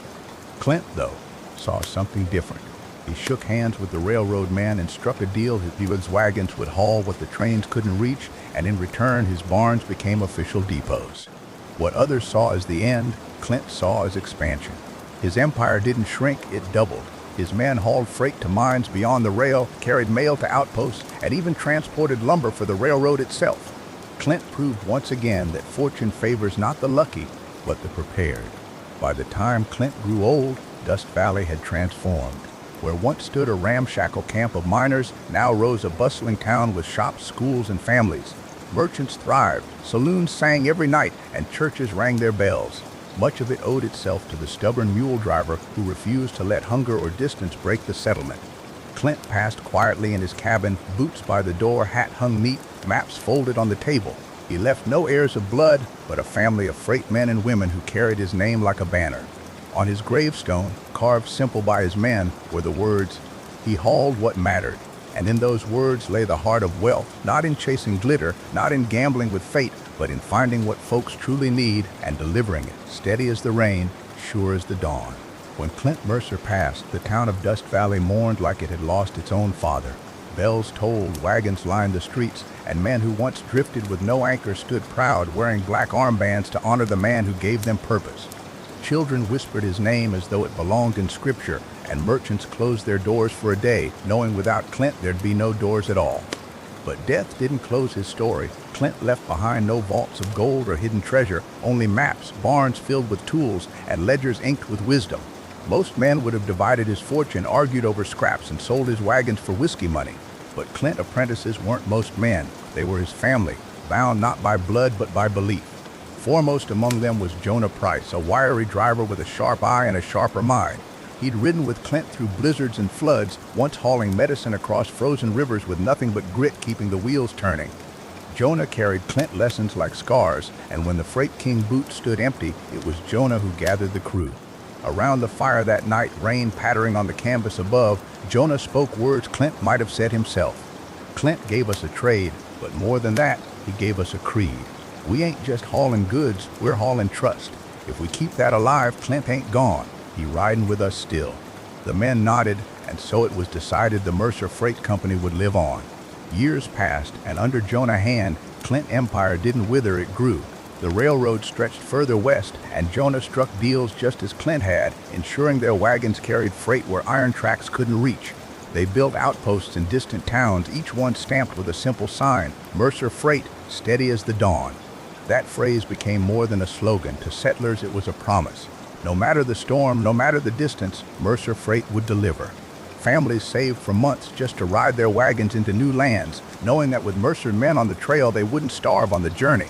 Miners counted on Mercer barns for supplies. Ranchers relied on their wagons to bring salt and tools. Even lawmen, weary of outlaw raids, trusted Mercer drivers to keep the frontier from starving. Jonah kept Clint's philosophy alive. Prices fair, wages steady, no man left hungry on the road. And though he became wealthy by any measure, Jonah lived as plain as Clint. A small cabin, a warm fire, and a ledger filled not with debts owed but with lessons carried forward. But the frontier, as always, had a way of testing men.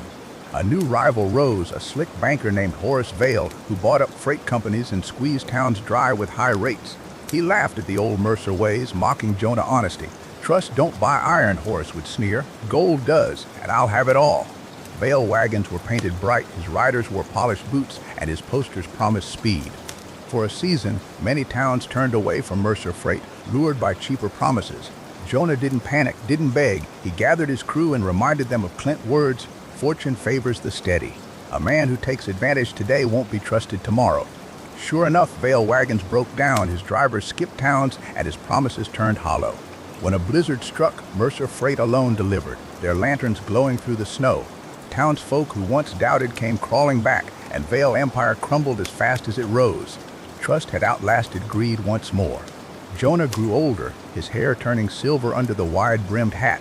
Before he passed, he called the next generation of freight riders together. Around another campfire, with rain hissing on the coals, he spoke slow and steady. "Clint taught me, and I taught you.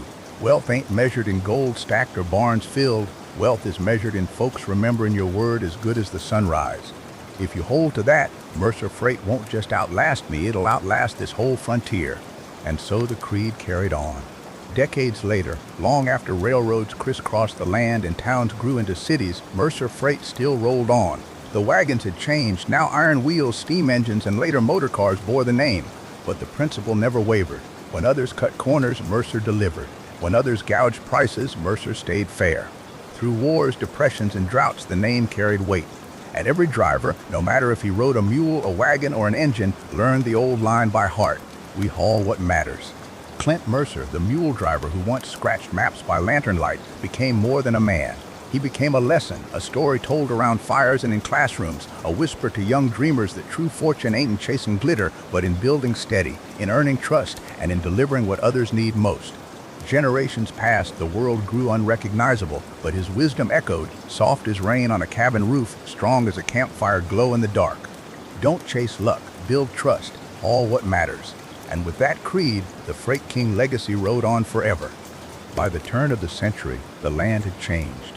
Where Clint wagons once carved lonely trails, steel rails now cut across plains like endless silver snakes.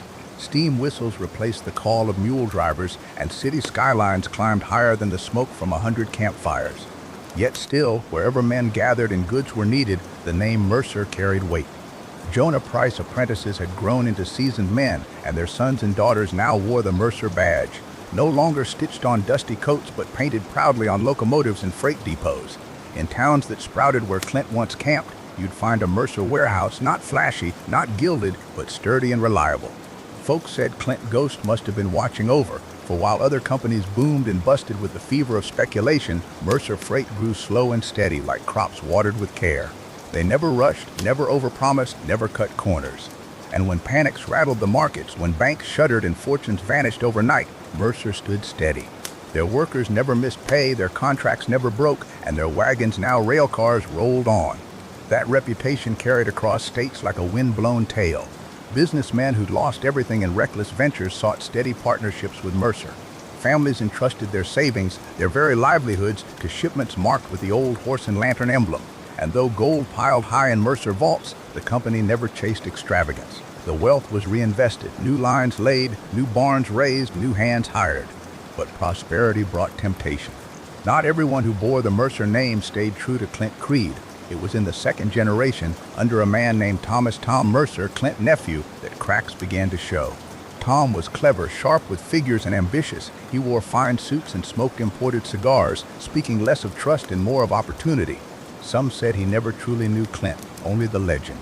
He saw the empire not as a sacred trust, but as a machine to be driven harder, faster.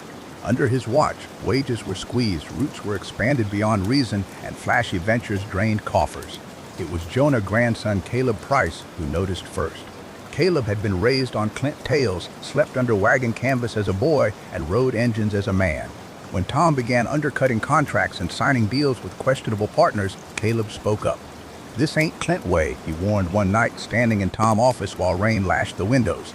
"You're chasing shine when you ought to be building steady. A company without trust is a wagon without wheels. Don't matter how much freight you load, it won't roll." But Tom, puffing his cigar, only laughed. "Caleb, you're stuck in the past. The world moving faster now. We either keep up or get trampled." The split was clear. Some followed Tom's vision of speed and profit. Others, like Caleb, clung to Clint's creed of trust and steadiness. The storm broke during the panic of 1907. Banks collapsed like dominoes, speculators lost fortunes overnight, and Tom's risky deals came due. While other freight houses shuttered, Mercer Freight itself wobbled for the first time in history. Routes were abandoned, workers went unpaid, and towns that had counted on Mercer began to doubt. It was then that Caleb, with a voice steady as Clint had been, stepped forward. He sold his own holdings, rallied loyal workers, and kept the trains running even without pay. He sat in barns with farmers, promising them that Mercer wouldn't abandon their crops. He rode storm-lashed lines himself, hauling food into starving mining towns. Slowly the tide turned. Word spread that though Mercer Freight had faltered under Tom's hand, Clint Creed was alive in Caleb. Towns returned, contracts renewed, and workers rallied behind him. Tom, disgraced, faded into history. Caleb rebuilt, slower this time, brick by brick, contract by contract. By the 1920s, Mercer Freight had not only recovered, but expanded into a new kind of enterprise motor trucks. At first, folks laughed at the sputtering machines, wheels sinking in mud, engines choking on dust. "Ain't no wagon but with less soul," the old drivers grumbled. But Caleb saw something different. He saw wagons that didn't tire, machines that could run day and night, bridging towns the rails couldn't reach.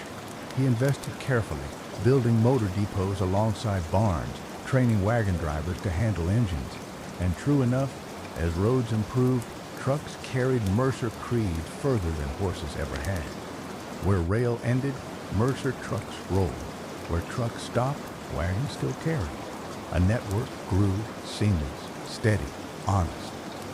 By then, Clint Mercer had been gone nearly 70 years, yet his name had become a proverb. Bankers wrote it into ledgers as shorthand for honesty. Preachers quoted him in sermons.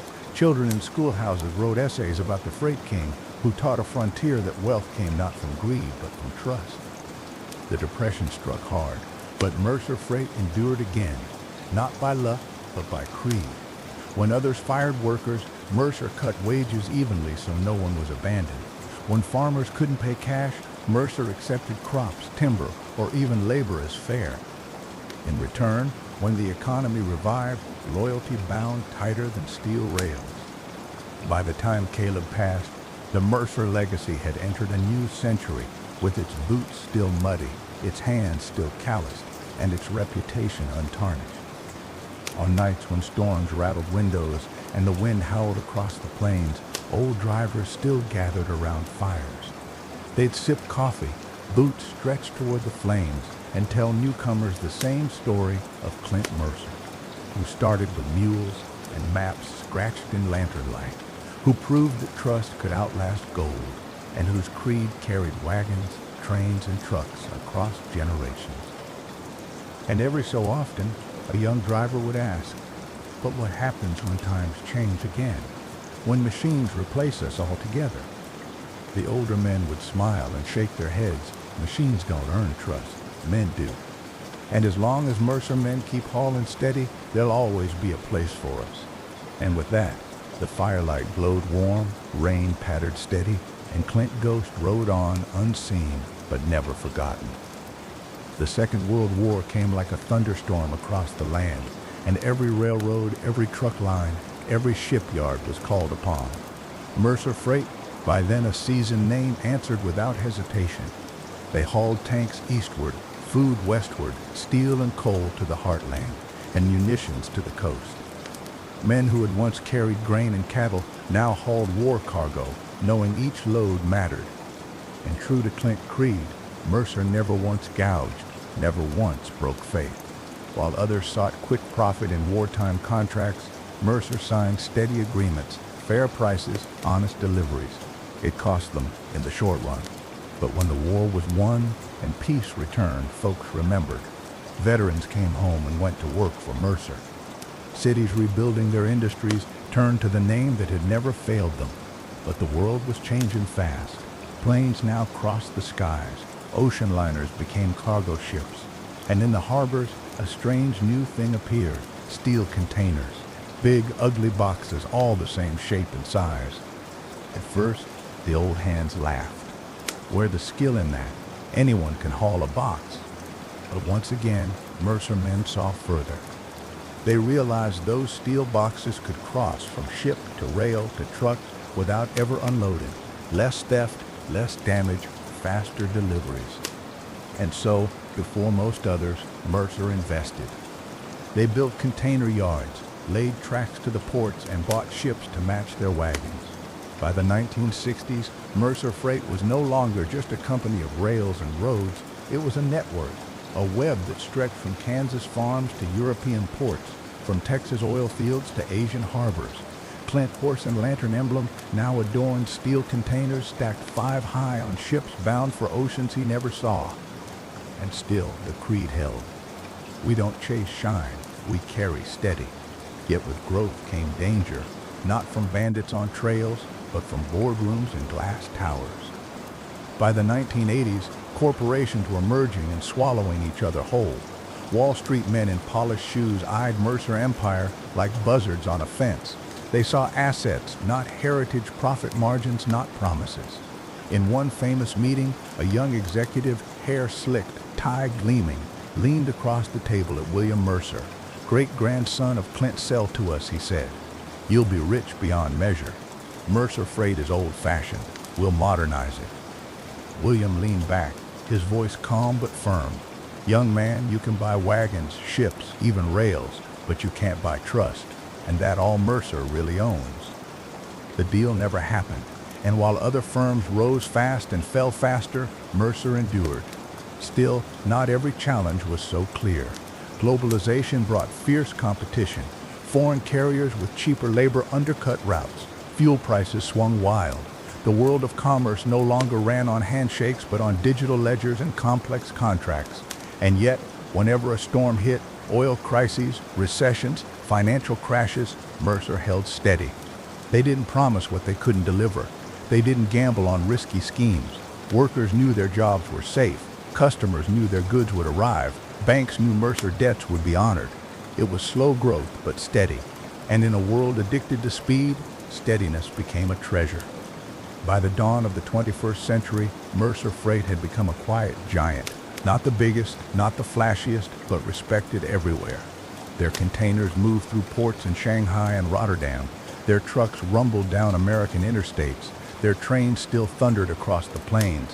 And in boardrooms, whenever talk turned to expansion, mergers, or shortcuts, the old creed was pulled out like scripture. A company without trust is a wagon without wheels. But perhaps the most remarkable thing wasn't the money, though Mercer counted billions by then. It was the loyalty. Whole towns had grown up around Mercer depots. Generations of families had worked for the company, passing down stories of Clint like family scripture. Even in the digital age, drivers spoke his name with respect, as if he still rode with them on long hauls. And whenever a crisis shook the world, from the crash of 2008 to the supply chain chaos of pandemics, Mercer Freight was there. Not perfect, not immune, but present.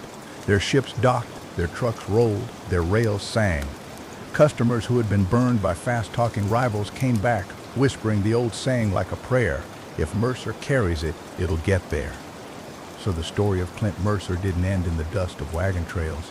It stretched across centuries, growing from mule trains to motor trucks, from rail cars to shipping containers, from handshakes under lantern light to contracts signed across oceans. And through it all, the creed held steady, whispered from campfires to boardrooms. We don't chase shine, we carry steady. Some say Clint Ghost still rides with his company, not on horseback anymore, but in the rumble of a freight train at night, in the hum of a truck engine on a rainy highway, in the whistle of a ship leaving harbor. He rides wherever trust is kept, wherever a promise is honored. And maybe that's the real wealth he left behind, not the ledgers, not the gold, but the proof that a man and a company can build something greater than fortune, a legacy of faith, steady as the beat of hooves on the trail. Now the years have rolled on, and the Mercer name still rolls with them. The wagons have long since vanished, rails stretch further than Clint ever dreamed, and skies hum with cargo planes bearing his emblem. Yet if you sit down with any Mercer hand, be he truck driver, dock worker, or suit in the boardroom, he'll tell you the same tale. Clint Mercer didn't leave us money, he left us method. That method was never about speed or flash. It was about delivering what you promised, no matter the weather, no matter the cost. A creed like that don't show up in quarterly earnings, but you'll find it in the way customers return year after year, and in the way employees stay long enough to raise families off a steady paycheck. See, in the end, wealth ain't the gold coins clinking in your pocket.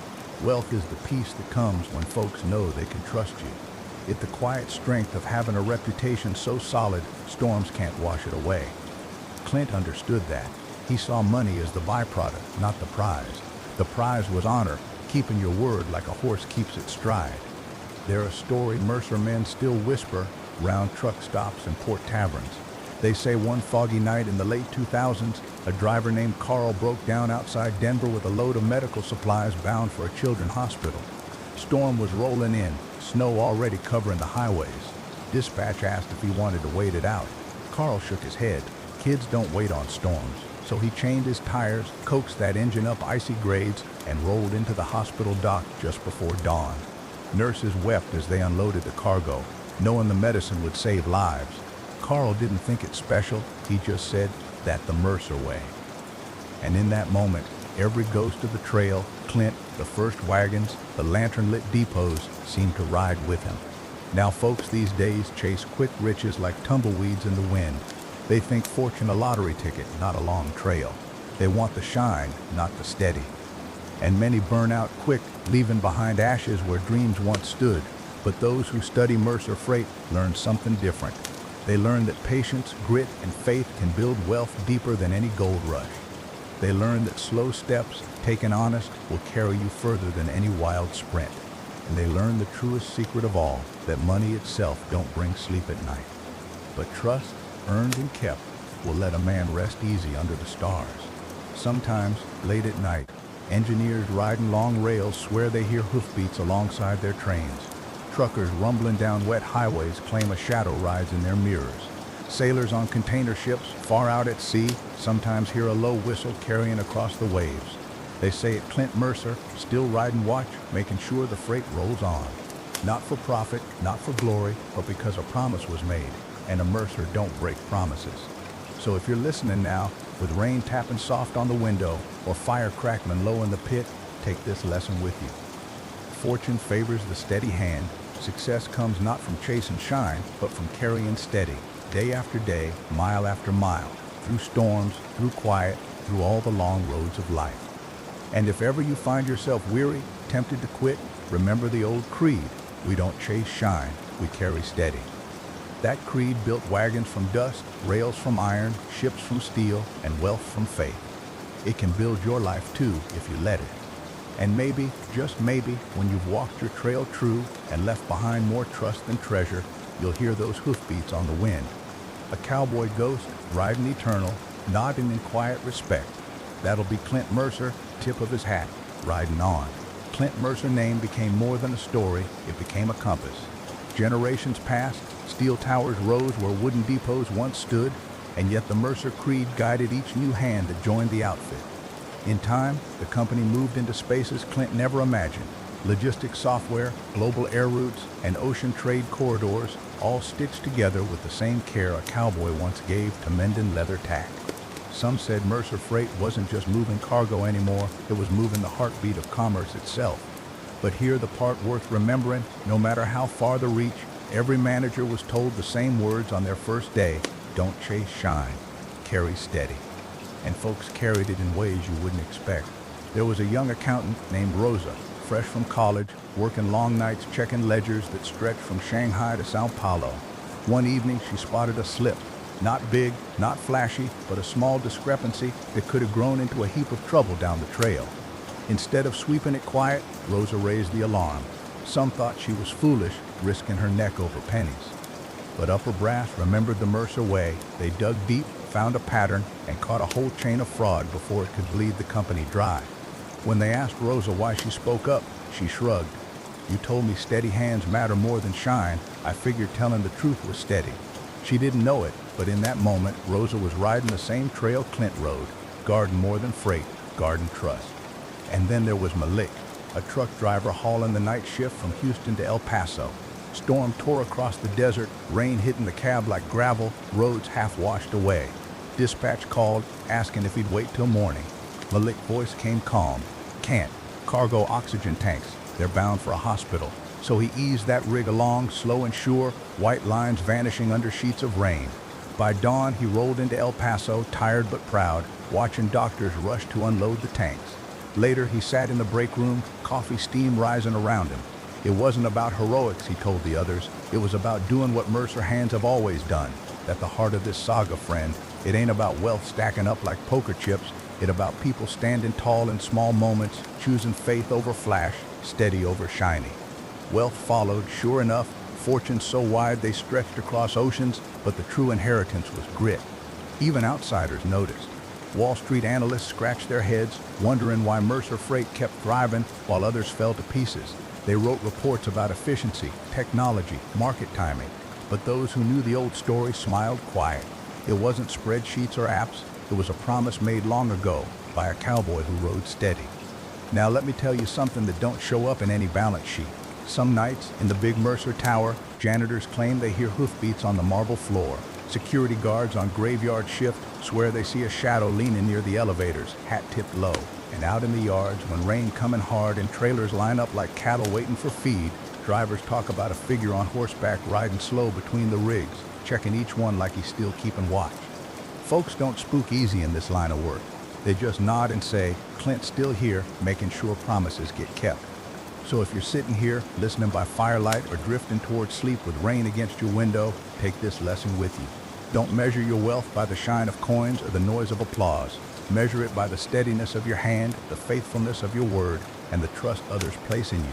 For when storms come, and storms always come, it won't be shine that carries you. It'll be the steady step, mile after mile, promise after promise, that gets you home. And if you keep to that creed, maybe someday you'll hear those hoofbeats yourself, steady as rain, steady as trust. That where the trail wends for now, friend, a story of legacy, trust, and slow-built fortune under the wide eternal sky. Years rolled on, and Mercer Freight became more than just a company. It was a tradition, a whisper passed from hand to hand, like the way cowboys once taught their sons to ride or mend a fence line. Folks said if you looked close enough at any office, truck yard, or dock, you'd find the same quiet grit that Clint Mercer had carried through the dust. The world itself was changing, faster than a wild Mustang breaking free from rope. Planes lifted cargo across oceans in half a day. Satellites tracked shipments with pinpoint eyes. But even with all that glittering progress, the heartbeat of Mercer Freight didn't change. Steady hands, honest deals, and promises kept, those were the lodestars. One such promise fell on the shoulders of Eleanor, a young executive sent to oversee operations in South America. She wasn't no cowboy, but her folks back home worked ranches, and grit was in her blood. Down in the ports, she found corruption running deep as the river officials demanding bribes, paperwork tangled like barbed wire, and competitors cutting corners to shave time. Eleanor could have bent with the wind, would have been easy, even profitable, to pay the bribes and move freight faster, but she remembered the story she'd heard on her first day. Clint Mercer didn't chase shine, he carried steady, so she pushed back, refusing every bribe, even when delays stacked high as mountains. For months, profits dipped, shareholders muttered, but Eleanor held steady, knowing trust was worth more than shine. And in time, word spread. Customers realized Mercer shipments, though sometimes slower, never went missing, never got stuck, never came with hidden fees. Contracts grew, and the port itself slowly cleaned house, following the standard she'd set. Eleanor didn't just guard the company wealth, she raised the bar for an entire trade corridor. Another story came from Samuel, an old truck mechanic in Kansas City. He'd been with the outfit 40 years, grease under his nails and the steady rhythm of wrenches in his hands. Folks laughed, saying he was past his prime, but Samuel kept showing up before dawn, checking brakes, oil, and bolts. One winter night, he caught a crack in a trailer axle just hours before it was due to roll. To most, it looked small, easy to ignore, but Samuel's hands knew better. He called it out, and they swapped the part. That rig was bound for the Rockies. A snowstorm hit, and had that axle failed, drivers and cargo both could have been lost. Samuel never bragged. He just wiped his hands, sipped his coffee, and said, "Steady don't always look pretty, but it sure saves lives." Mercer Freight thrived not because of one-man wealth, but because of 1,000 small acts of steadiness stacked like bricks in a wall. And yet, wealth did come. Shareholders smiled at their dividends. Workers saw fair pay in their pockets. Communities where Mercer built yards or offices found schools funded, roads fixed, and hospitals supplied. But here the curious thing, no one toasted just the numbers. They toasted the spirit. When the company marked its 100th year, employees gathered under a wide tent in Texas. Rain poured outside, drums on canvas, but inside the air was warm with stories. Drivers spoke of long hauls, clerks of balancing ledgers, managers of storms weathered. At the end, an old cowboy hat was placed on a stand. Nobody knew for sure if it was Clint, but folks bowed their heads just the same. Not to worship a man, but to honor a way of life that said wealth ain't flash, but the trail you leave behind. Even as the company reached farther, whispers of the founder lingered. Pilots claimed, on rare nights, to see a lone rider below as they soared across desert skies. Dock workers swore they heard spurs on steel decks when shipments were late, only for things to sort themselves out come morning. And maybe that was just tired minds spinning tales.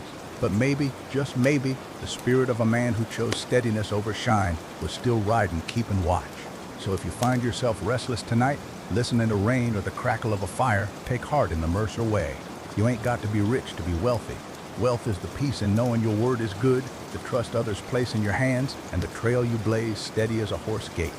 When storms come, as they always do, it ain't gold that'll carry you through. It grit, it honesty, it the courage to do the right thing when no one watching. And who knows, if you keep that creed, maybe one night you'll hear hoofbeats, faint and steady, reminding you that some promises last longer than lifetimes. Extraordinary. Like Ryle toward Stagbiro. Throwing sparks up into a velvet sky dotted with stars, and the rain pattered soft on the old tin roof above the porch. That was the kind of evening where stories begged to be told, slow, steady, the kind that wrap around a soul like a wool blanket. And so I'll tell you about Jedediah Boone, a man whose fortune wasn't forged in gold rush fever, but in the quiet lessons of patience, grit, and a steady hand on the reins. Jedediah came from plain stock, folks that didn't have much more than a mule, a patch of land, and a Bible worn thin from reading. He wasn't born into wealth, not the kind you count in dollars anyway. His father was a cattleman who could stretch a penny like leather, and his mama knew how to turn scraps into a feast. From the start, Jedediah learned that true richness didn't come from what you hoarded, but from how long you could make a thing last, how far you could stretch a good idea before it wore through. As a boy, Jedediah had a peculiar habit. While other kids spent their time dreaming of gunfights and gold nuggets, he'd sit by the general store ledger watching the shopkeep balance accounts. Numbers made sense to him the way trail maps did to frontiersmen, neat lines that showed where you'd been, where you stood, and where you might go if you dared. Old Mr. Cartwright, the storekeeper, noticed the boy's sharp eye and let him add up tallies on scrap paper. By the time Jed was 12, he could run a day worth of sales cleaner than any grown hand in town. Still, life wasn't easy. Drought swept through when he was 15, and the Boones lost near every head of cattle they owned. Jed's father, hardened by years under the sun, looked out over the empty fields and said, "Son, when the land fails you, you don't curse it, you change your tool." That sentence stuck with Jed like a brand on his heart. While neighbors packed up wagons to chase new luck elsewhere, Jed stayed, thinking hard on what tools a man could use when cattle and crops betrayed him. That when he discovered something most folks overlooked people habits. Even when cattle died and fields turned to dust, folks still needed flour, tools, lamp oil, and boots. The general store never closed its doors, no matter how lean the times got. And Jed realized that the heartbeat of a town wasn't in the herds or the harvest, but in the little exchanges. Pennies here, dimes there, stacked quiet but steady until they built a mountain. He started small, running errands for Mr. Cartwright, hauling supplies, sorting ledgers, and learning which goods sold quick and which gathered dust on shelves. But Jed wasn't just watching shelves, he was watching people. He learned that miners bought strong boots but never twice from the same maker if they split before a season end. He learned that women prized good needles more than ribbons when times were hard. And he learned that no matter how broke a man was, he'd still spare a coin for coffee or tobacco if it gave him comfort through the night. At 19, with nothing but a handful of saved wages and a head full of reckoning, Jed bought himself a battered wagon. He filled it not with luxuries, but with what he called necessities for the lean times: flour, beans, oil, needles, coffee, tobacco, salt, things a family couldn't do without, priced fair but with just enough margin to make the effort worth it. Then he set off down dusty trails, visiting ranches too far to ride into town regular. It wasn't long before folks started calling him Traveling Jed. He didn't shout his wares or press folks to buy. He'd roll up slow, tip his hat, trade a story or two, then lay out what he had. And more often than not, families were grateful for his arrival. A bag of flour here, a tin of coffee there, all paid in small coins or sometimes barter. Some gave him eggs, others mended his clothes, a few paid in labor. Jed kept track of it all, never cheating, never hurrying, always fair. Now what made Jedediah's story different from the countless peddlers who roamed the West wasn't just his grit, it was his sense of patience. He wasn't trying to get rich overnight. He wasn't dazzled by gold strikes or riverboat fortunes. He believed in what his father had told him, that if a tool failed, you changed the tool. His tool was trade, and he sharpened it like a knife, steady and sure. Over years, that little wagon of Jed turned into 2 wagons, then 4. Soon he had young men working for him, each driving a wagon loaded with goods spreading across the valley and into neighboring towns. He taught them his rules: fairness, patience, and memory. Know what a man bought last spring, he'd say. When you roll up with what he needs before he asks, you ain't just a trader, you're family. And folks believed it. They trusted Jed because he never gouged prices in famine, never watered down oil or cut flour with sawdust like some crooks did. When others preyed on desperation, Jed leaned on trust. By 30, his network stretched across 3 counties. By 40, he wasn't just trading goods anymore. He was lending money to ranchers in need, supplying seed for farmers to get a season started, even helping schools keep books and ink when the county coffers ran dry. And yet, whenever asked how he built his fortune, Jedediah would smile, spit slow into the dirt, and say, "1 cup of coffee at a time." The years rolled on like wagon wheels over endless prairie, and Jedediah Boone's name became as steady as the northern star in those parts. His wagons no longer creaked down trails with one man whistling to himself. No, sir. By then, he had near a dozen drivers, all wearing broad hats and calloused hands, riding under the Boone banner. Some wagons carried food, some carried tools, and some, well, Jed was smart enough to see that a town spirit was fed by more than beans and salt. He carried songbooks, pencils, and even fiddle strings. He never fancied himself a merchant alone. To Jed, every man he met was a neighbor, every woman a sister, every child a chance for tomorrow to grow brighter than today. That way of thinking spread like prairie grass, and soon folks said there wasn't a valley west of the river that didn't know Jedediah Boone. But fortune has a funny way of testing a man. Just when you think you've got both boots on solid ground, the earth has a way of rumbling beneath you. It started with a hard winter, the kind that split fence posts, froze wells, and turned cattle into stiff shadows in the snow. Jed rode from farm to farm, watching good men and women fight for breath against the cold. He could have raised his prices then. Lord knows, folks would have paid double for flour, triple for coffee.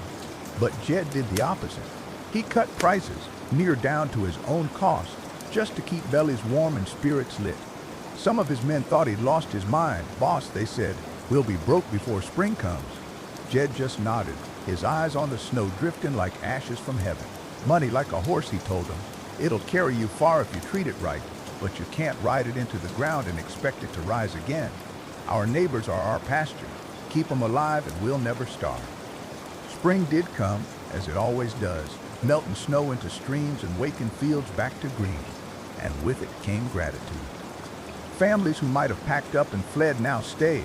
Ranches survived, farms revived, and every one of them remembered who had stood beside them in the storm. Jed's name wasn't just trusted now, it was honored. That winter, which might have broken lesser men, became the forge that tempered Jed's reputation into iron. But reputation alone don't fill ledgers. Jed knew he needed to grow beyond wagons if he wanted his legacy to last longer than his own shadow. So he bought a parcel of land on the edge of town, rough scrub and prairie at first glance, but with a creek running through it and a crossroad where trails met. Folks thought he was mad to waste money on scrub, but Jed saw further than most. He built a small store there, sturdy logs and stone, big enough to hold stock without worry of rain. That store became more than a place to trade. It was a gathering hall of sorts. Travelers stopped in for supplies and left with stories. Farmers brought grain, sold it for cash, and sometimes sat by the stove with a cup of coffee Jed offered free. And at night, when lanterns glowed against the dark, the Boone store shone like a beacon on the prairie. It was the heart of something bigger, something that pulsed steady like a heartbeat across the valley. With the store built, Jed did something few men dared. He offered credit, not the cutthroat kind that nailed a man to his debts, but fair and patient, with terms a farmer or rancher could bear. He kept careful books, never letting pride or pity blind his eyes, but he gave grace where grace was due. If a rancher herd fell to sickness, Jed would grant him another season. If a widow needed seed to plant, he'd supply it, knowing her boys would pay him back come harvest.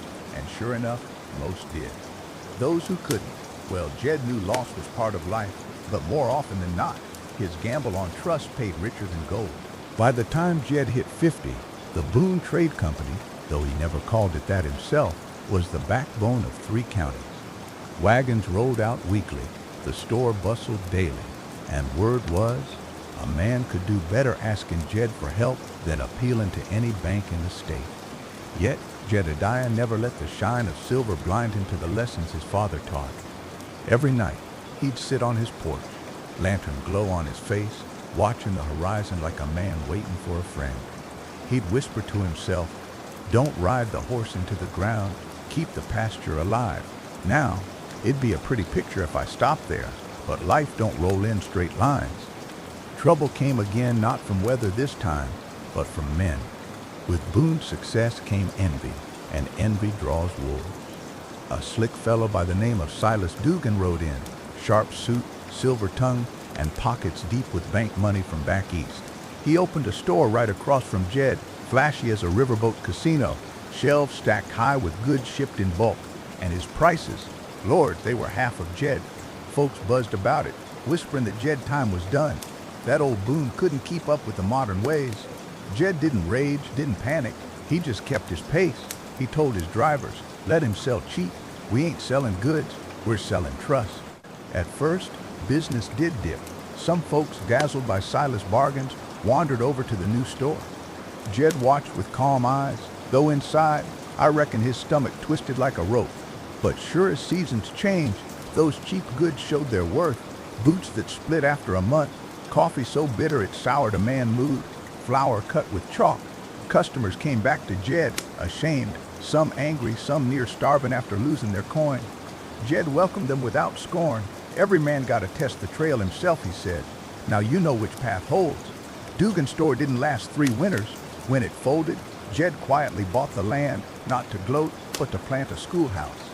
If a man invests in books, he said, no snake oil trader can ever trick him twice. And so, the Boone legacy wasn't just wagons, goods, or coin. It was schools, farms, churches, and a community stitched tight with a thread of trust. Jedediah Boone proved that wealth weren't about the weight of silver, but the weight of a man's word. As the years stretched on like the open plains, Jedediah Boone grew older, though you wouldn't always know it by the spark in his eyes. His shoulders stooped a touch, his hair silvered like frost on a fence post, but his hands still moved steady as ever when tallying accounts or mending a busted wagon wheel. Folks around town had long stopped calling him Jed. Now he was Mr. Boone, or even Pa Boone, to those who saw him as more than a trader, a steady father figure who'd never let the community falter. But time has a way of nudging a man to face questions bigger than ledgers and wagons. Jed often sat by his porch lantern at night, listening to the creek running and wondering what mark he'd leave when his boots finally stopped walking. He'd built wealth, yes. He'd built trust, more importantly, but he wanted something deeper, a legacy that would keep his valley strong long after the Boone name was carved on a headstone. That when he turned his eyes to the young folks, he saw in them the fire he once carried, boys eager to ride out, girls sharp of mind and keen to learn. Some worked his wagons, some stocked shelves at the store, and others just lingered on his porch, asking questions about business, land, or life. Jed welcomed them all, treating every question like gold dust sifted from the river. One boy in particular stood out. His name was Caleb Hart, son of a widowed seamstress. Caleb was tall, all elbows and knees, but quick-witted and honest. He had a way of speaking plain, but folks leaned in to listen anyhow. Jed saw in Caleb the makings of a leader, the kind who could hold a valley steady through both storm and sunshine. Jed began teaching him the trade, not with lectures, but with stories. Around the fire, he'd tell of the winter he cut prices to save his neighbors, or the time Silas Dugan tried to undercut him with false bargains. Caleb would nod, taking it all in, eyes bright as coals in the night. Jed knew he was planting seeds that might one day grow taller than himself. Meanwhile, Jed kept stretching his vision beyond wagons and store shelves. He saw the valley changing, railroads were coming, iron lines cutting through hills and prairies like veins of steel. Some old-timers grumbled, claiming trains would ruin the land, but Jed wasn't blind to progress. He knew wagons could only haul so much, while a locomotive could pull near a town worth of goods in a single day. So, he did what only a Boone would think to do. He bought stock in the railway before a single track reached his county. Most thought he'd gone plumb mad, throwing coin into a dream not yet nailed down, but Jed had seen enough to trust the horizon more than the ground beneath his boots. Sure enough, 3 years later, the whistle of the first locomotive echoed across the valley. Smoke curled above the hills, wheels thundered on rails, and the Boone store became the main supplier for every town sprouting along the line. Instead of killing his trade, the iron horse fed it. His wagons now carried goods from the train depot to outposts too far from the tracks, keeping every settlement tied to Boone name. It was around then that Jed finally faced the truth. He couldn't steer the whole herd forever. His body grew slower, and his bones ached with every cold snap, but rather than clutching to control like a miser clutches coin, Jed began passing the reins. Caleb Hart took over wagon routes, proving himself sharp at settling disputes and keeping men loyal. Jed's own niece, Clara Boone, sharp as a whip and tougher than boot leather, started managing the books. She was the one who noticed when a farmer lagged too far behind on debt, or when a new store might be worth setting up along the tracks. Together they formed a council of sorts, young blood guided by old Boone wisdom. Jed sat back, listening, speaking when needed, but mostly letting them learn by walking the trail themselves. It gave him peace to know the Boone name wasn't just his own anymore, but a torch carried by those he trusted. But as with every good story, darkness tested them once more. The panic of '73 rolled in like a black storm cloud. Banks failed, crops dried, and whole towns trembled on the edge of ruin. Men who once swaggered with coin in their pockets now stood hat in hand, wondering how to keep bread on the table. This was the kind of storm that could strip a valley bare. Yet under Jed's guidance, the Boone enterprise stood like an oak in the wind. He advised caution, cutting expenses without cutting people. He told Caleb and Clara, when storms rage, folks look for a lantern. Be that lantern. Even if your own flame burns low, keep it lit for your neighbors. So they did.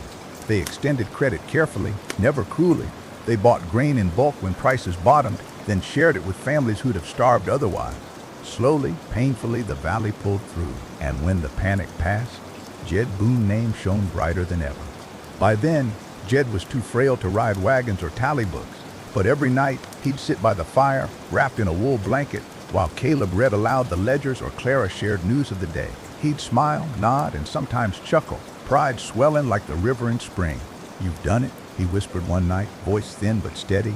"You've made this valley richer than gold, not with coin, but with trust, that the wealth no panic, no storm, no envy can ever steal." The night Jed passed, the whole valley mourned, not with loud wailing, but with quiet reverence. They built a fire on the hill above town, burning bright enough to be seen for miles, saying farewell to the man who had been their lantern in countless storms. And when the embers cooled, Caleb Hart and Clara Boone swore to keep that flame alive, not in fire, but in the way they lived, traded, and built for those who'd come after. Jedediah Boone's story didn't end with his last breath. It lived on in every wagon wheel that rolled, every schoolhouse bell that rang, every child who grew strong because their parents survived a winter by Boone grace. His wealth wasn't in gold nor land, but in a valley stitched together by trust and faith, a legacy carried on by voices around the fire for generations. The valley changed as years wore on, like a river that carves new bends with every season. Jedediah Boone had laid the foundation, steady as stone, but it was Caleb Hart and Clara Boone who would shape the future. They were young compared to Jed, but their shoulders were broad with responsibility and their minds sharp with ambition. Folks no longer came asking, "What would Jed say?" Instead, they looked to the pair standing in his shadow, and Caleb and Clara rose to the task like riders mounting a restless horse. Caleb was a man of the people, rough-hewn but steady, speaking plain enough for farmers and miners alike to understand. He could walk into a saloon where men argued over dwindling wages and calm the room with just a few words. Clara, by contrast, was sharper than a gambler knife. She could glance at a ledger and see problems before they bloomed, opportunities before others even sniffed the wind. Together they were the iron and leather of Boone legacy, one holding firm, the other shaping what came next. Railroads were stretching farther by then, iron tendrils reaching into towns that once seemed too far for hope. With every whistle blowing across the hills, opportunity sang like a fiddle. Clara convinced Caleb it was time to build more than wagons. "Wagons got us here," she'd say, tapping a finger on the ledger, "but the train will take us farther. If we don't move with it, we'll be left like tumbleweed in its dust." So they set up Boone Freight, a company tied not just to wagons, but to the iron rails themselves. They leased boxcars branded with the Boone name in bold paint, so that even towns Caleb never set foot in knew of their enterprise. Where Jed wagons had rolled over dirt and gravel, Caleb and Clara trains thundered across the land, carrying wheat, lumber, and coal to markets that once seemed a world away. Still, they never forgot the valley. That was the heart of it all, the root where trust grew. Every autumn, Caleb rode back through the farms, sitting at kitchen tables, drinking strong coffee with families who still remembered Jed's voice around a fire. Clara would walk among the store shelves, checking the stock herself, asking children how school fared and making sure no one felt forgotten while the Boone name stretched outward. But success has a way of drawing envy like a light attracts moths, or worse, vultures. A man named Horace Kettle, slick as oil and twice as slippery, set his sights on Boone Freight. He built his fortune buying up small outfits, running competitors into the dirt, then jacking up prices once he held the monopoly. He came to the valley with silver words, offering to buy Boone Freight for a sum that made many mouths water. Caleb, sitting across the table from Horace, listened polite but firm. "Mr. Kettle," he said, leaning forward, "this valley don't have a price tag. It was built on sweat and trust, not just coin. You'll not be owning what Jed built nor what we're still building." Horace smiled, but his eyes flashed mean. "Then you'll find the rail's a harder road than you reckon. Men like me don't take no kindly." And true enough, trouble followed. Freight lines were accidentally delayed. A shipment of lumber turned up half-rotted, though Caleb knew well it left the mills sound. Whispers spread that Boone Freight was growing too fast, that their credit was stretched thin, that the valley lantern was flickering. It was the sort of poison that could sink an enterprise quicker than drought kills crops. Clara, unshaken, spent nights by lamplight reviewing every account, every rail contract, every note of debt. She spotted kettle fingerprints, shell companies making false claims, saboteurs hiding in plain sight. But she also knew that dragging him into court would take years, and the valley couldn't wait that long. So Caleb and Clara did what Boone blood had always done, turned to the people. They called a gathering in the town square, lit torches against the night, and stood before farmers, ranchers, miners, and merchants alike. Caleb spoke first, his voice carrying steady as a hymn. Jedediah Boone taught us that wealth ain't measured in gold, yet in the trust of neighbors, the handshakes that hold even when storms blow. Horace Kettle thinks he can buy us or break us, but I tell you plain, so long as this valley stands together, no outsider will ever own it. Then Clara stepped up, holding the ledger aloft. Hear every number, every shipment, every deal. No secrets, no lies. Boone Freight is yours as much as ours. If we fall together. But if we stand, no man can topple us. The crowd roared, not with anger, but with unity. Farmers pledged their grain shipments, miners swore their coal to Boone Freight, merchants signed contracts in the open square. By morning, Horace Kettle's schemes collapsed like a rotten shack in the wind.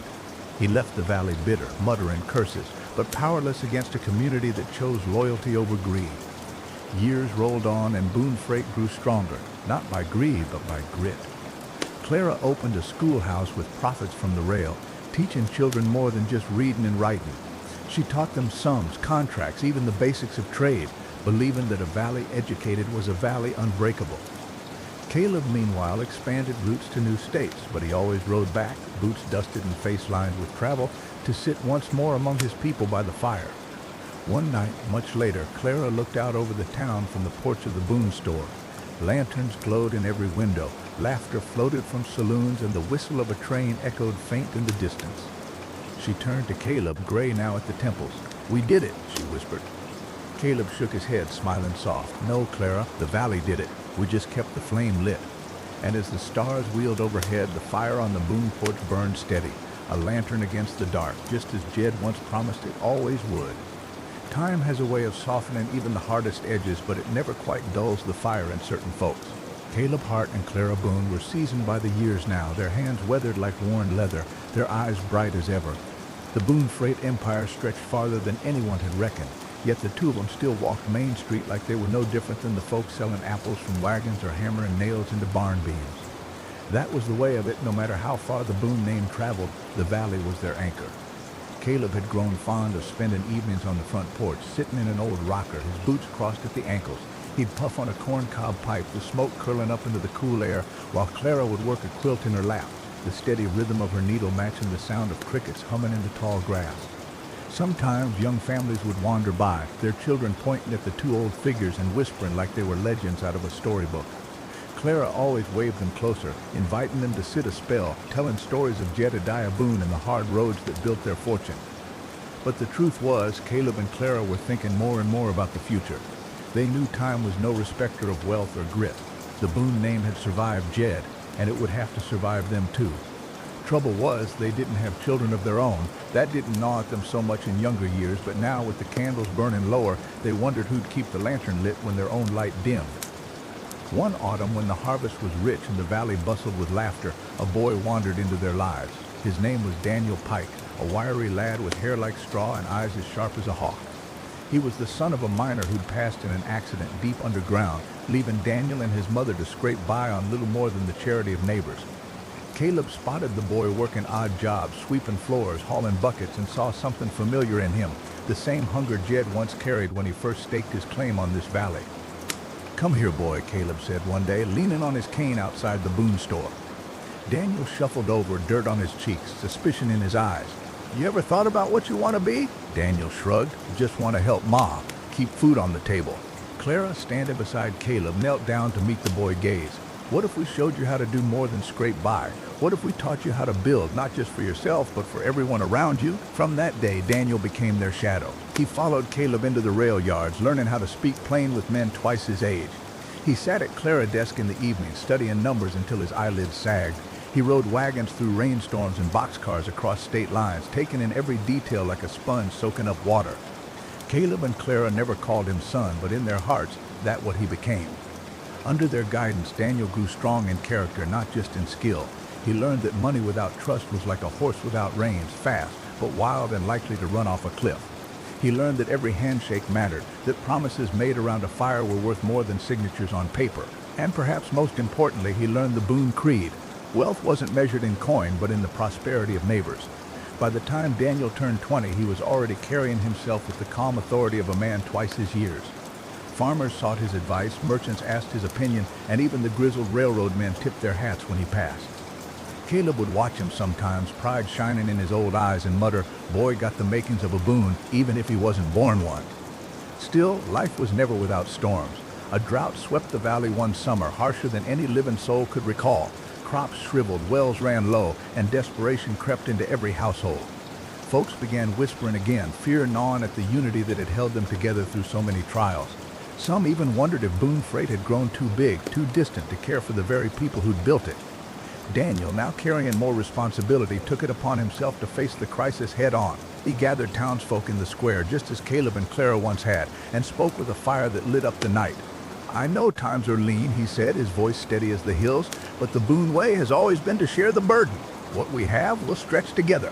No family will go hungry while another feasts. No farm will go dry while another has a drop to spare. If we endure as one." And endure they did. Daniel organized relief wagons, shipping in grain from counties less struck. He worked out deals with distant ranchers, trading coal for cattle to keep the valley fed. He even opened Boone storehouses, giving supplies on credit with nothing more than a man's word as security. Plus, folks saw this and remembered the old lessons, that Boone wasn't just a name on freight cars, but a promise carved into the heart of the land. When the rains finally came, drumming against rooftops like heaven applause, the valley didn't just survive, it thrived, stronger than before. And Daniel stood at the center of it all, with Caleb and Clara watching from the porch, tears glinting in their weathered eyes. They knew then that their legacy was safe. One night, sitting around the fire with Daniel, Caleb spoke slow, his voice gravelly with age. "Son, we ain't got blood to pass down, but blood ain't the only bond that matters. You've carried the Boone name and spirit, and that more than enough. When our time done, it'll be you keeping the lantern burning." Daniel nodded, humbled by the weight of it. "I'll carry it, Caleb, not for me, but for the valley. For all of us." Clara reached over, taking his hand. That all we could ask for.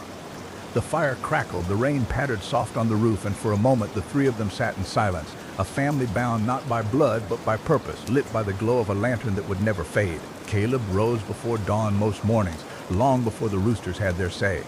The air in the valley was sharp, filled with the faint scent of dew and smoke from the embers he banked the night before. He'd sit with a tin cup of coffee cradled in his hands, watching the first light crawl down the ridges, and think about all that lay ahead. Success hadn't come to him in a single moment of glory, but in steady steps, each one built on patience, trust, and the will to outlast hardship. The trading post he built with his own two hands had grown into something more than he could have imagined. At first, it was just a shack with shelves hammered together from scrap timber, jars of beans, nails, and flour stacked wherever there was space. But word spread. Travelers passing through found not just supplies, but a place where they were welcomed with honesty. Farmers began to trust him with storing their grain, and ranchers came to him to tally cattle deals. Before long, Caleb Post became the heartbeat of the valley, where every handshake carried weight and every ledger told a story of survival. But prosperity never came without its trials. There were seasons when drought crept in, when the soil turned stubborn and refused to yield. Caleb remembered one summer in particular when his neighbors' crops withered under an unforgiving sun. Folks were desperate, their eyes hollow with worry. Some talked about leaving the valley altogether, chasing rumors of fertile lands further west. Caleb, though, wasn't ready to give up. He sat by the fire one evening, ledger open in front of him, scratching numbers with a stub of pencil.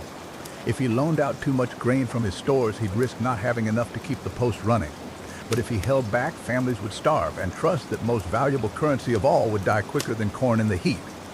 After a long night of reckoning, Caleb made his choice. The next morning, he hitched up his wagon and drove from farm to farm, handing out sacks of grain. He didn't ask for coin in return, not then. Instead, he said the same words to each neighbor. "Settle with me after the harvest, when the rains return." Some folks wept at his generosity, others protested they couldn't accept charity. But Caleb shook his head. "This ain't charity, it's faith. You bring it back when the land gives again." The valley survived that year because of him. And when the rains finally came, they returned his faith with more than just grain. They returned it with loyalty, with promises kept, with a bond that would carry on through every storm to come. Caleb's wealth was not counted in the coins stacked in his lockbox, but in the strength of the ties he wove with his neighbors. As time passed, Caleb's influence stretched further than the valley. He began running wagons out to nearby towns, trading not just goods but ideas. He spoke about cooperation, about how communities could pool their resources instead of competing to the point of ruin. Some scoffed, saying a man's success was his own and ought not be shared. But others listened, and slowly they began to see what Caleb had always known, that a man with 10 coins who stands alone is poorer than a man with 1 coin and 10 friends. At night, when the wind rattled the shutters and the rain drummed steady on the roof, Caleb would tell his story to any who gathered near the fire. Not in the tone of boasting, but as a reminder that true fortune was forged in trust, in grit, and in the kind of faith that could outlast even the harshest season. And as the flames flickered against the logs, travelers would settle deeper into their blankets, the storm outside fading into the background, and Caleb's voice, slow, steady, with the gravel of a cowboy who had seen hardship and endured, would lull them into the kind of sleep that only comes when you believe tomorrow will be better than today. Caleb's story carried on with the same quiet strength that had defined his early years. The valley was thriving now, fields stretching wide with golden grain and herds fattening under open skies. But Caleb never let himself grow careless. Each evening he still sat by the fire, ledger open, making sure every coin, every sack of flour, and every loaned favor was balanced with honesty. Travelers still came, drawn by his reputation for fairness, and many stayed, planting roots because they trusted the man who had once saved them from hunger. Caleb often reminded himself, wealth ain't gold in a box, it's the hands that help you lift when you're tired. The fire cracked low as Caleb leaned back in his chair, the soft glow of the flames painting shadows across his worn boots. Life had taken on a steady rhythm now, but he knew deep down that the journey was never really finished.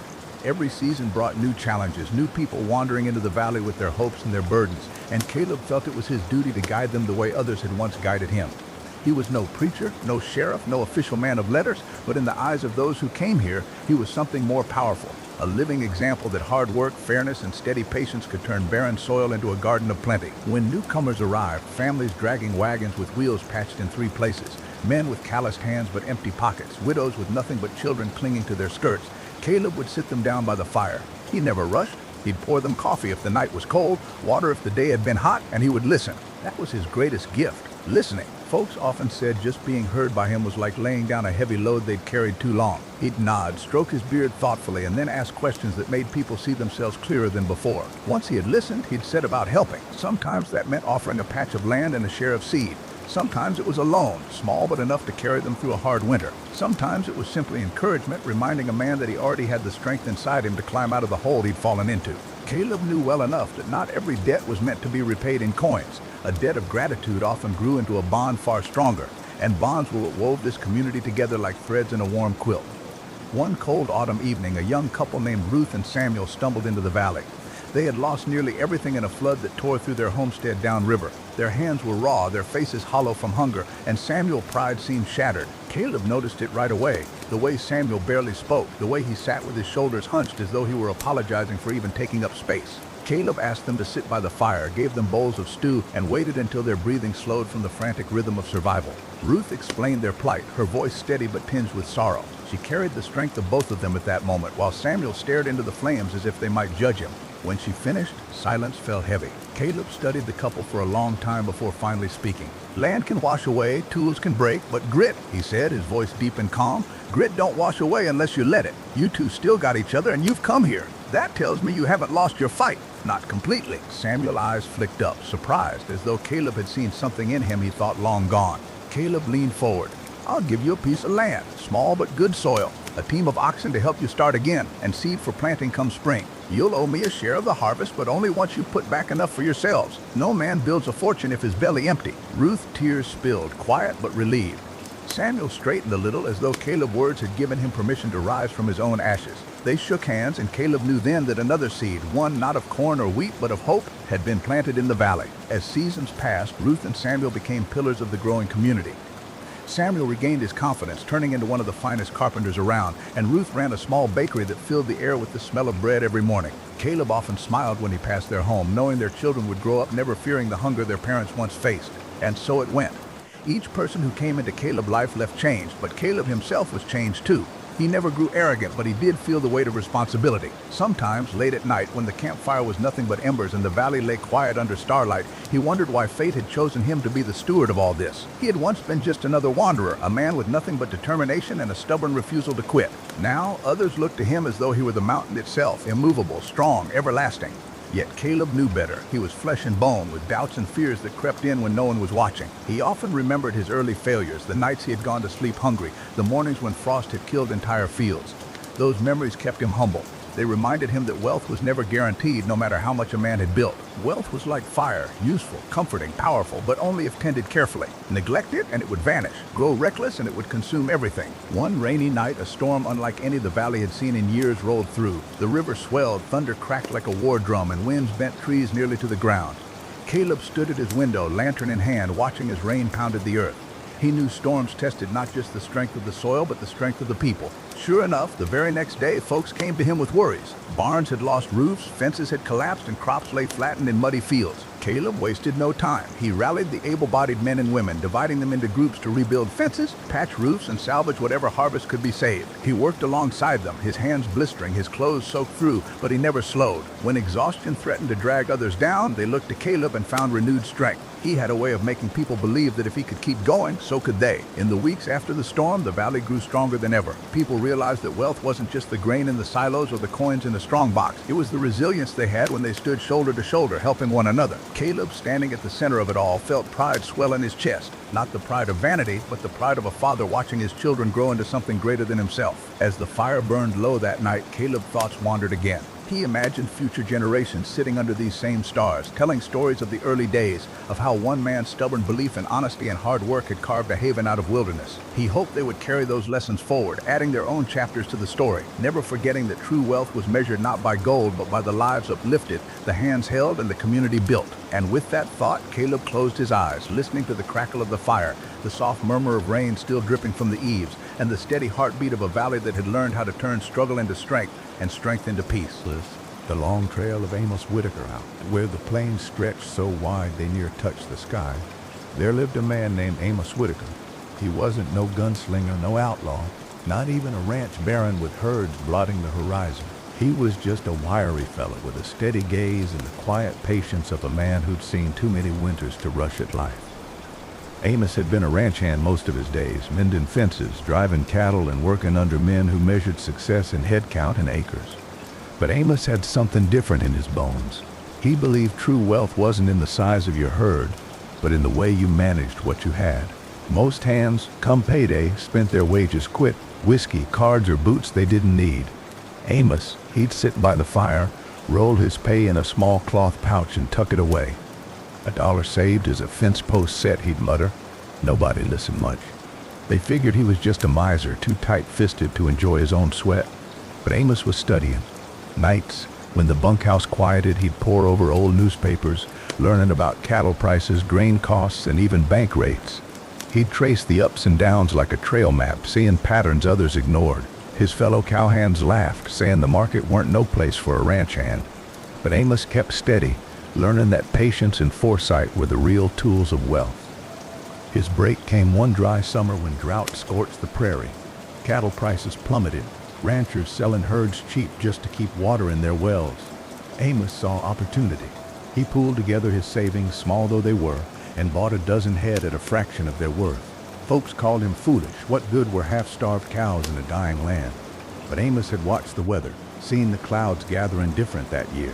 He believed the rains would come, and when they did, he'd have cattle ready to fatten on fresh grass. Sure enough, by autumn, storms rolled in, rivers swelled, and pastures turned green again. Amos' thin herd grew sleek, and when winter markets rose, he sold for triple his cost. That was the seed. He didn't buy a mansion or flaunt his coin.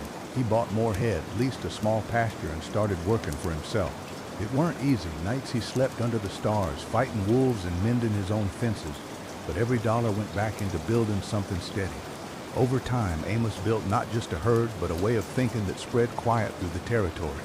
He showed younger hands how to track prices, how to save wages, how to see value where others saw ruin. He'd tell them, money like cattle, you can't just drive it wild. You gotta guide it, let it grow, and protect it from rustlers.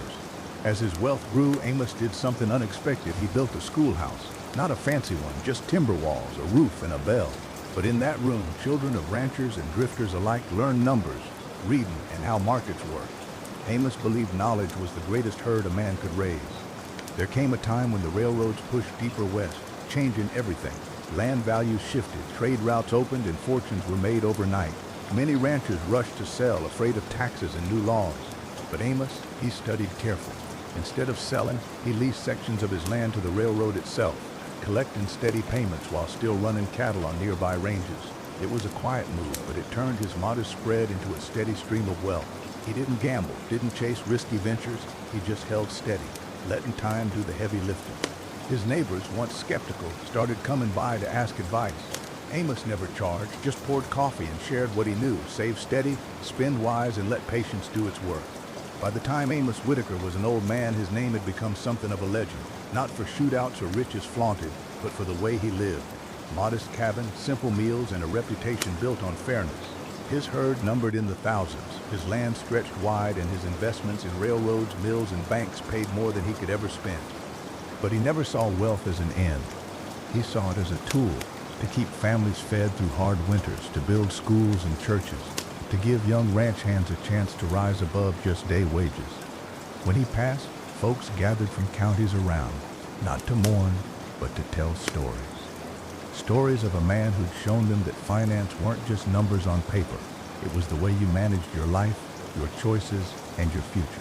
And as rain pattered against windows that night, folks swore they could hear his voice on the wind. Wealth ain't what you hoard, but what you grow steady and share wide. The echo of Amos Trail. After Amos Whitaker passed on, folks said the land felt quieter, like the prairie itself had paused to tip its hat. But Amos didn't leave just cattle and land behind. He left ways of thinking, lessons stitched into the minds of ranch hands, neighbors, and school children who'd grown under his watch. One of those youngsters was a boy named Elijah Boone. Elijah had sat in Amos' schoolhouse when he was no taller than a saddle horn.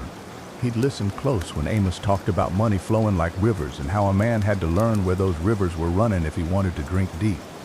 Unlike most kids who daydreamed about riding wild broncs, Elijah dreamed of books, numbers, and tall buildings in faraway towns. By the time Elijah was a young man, the territory was changing fast.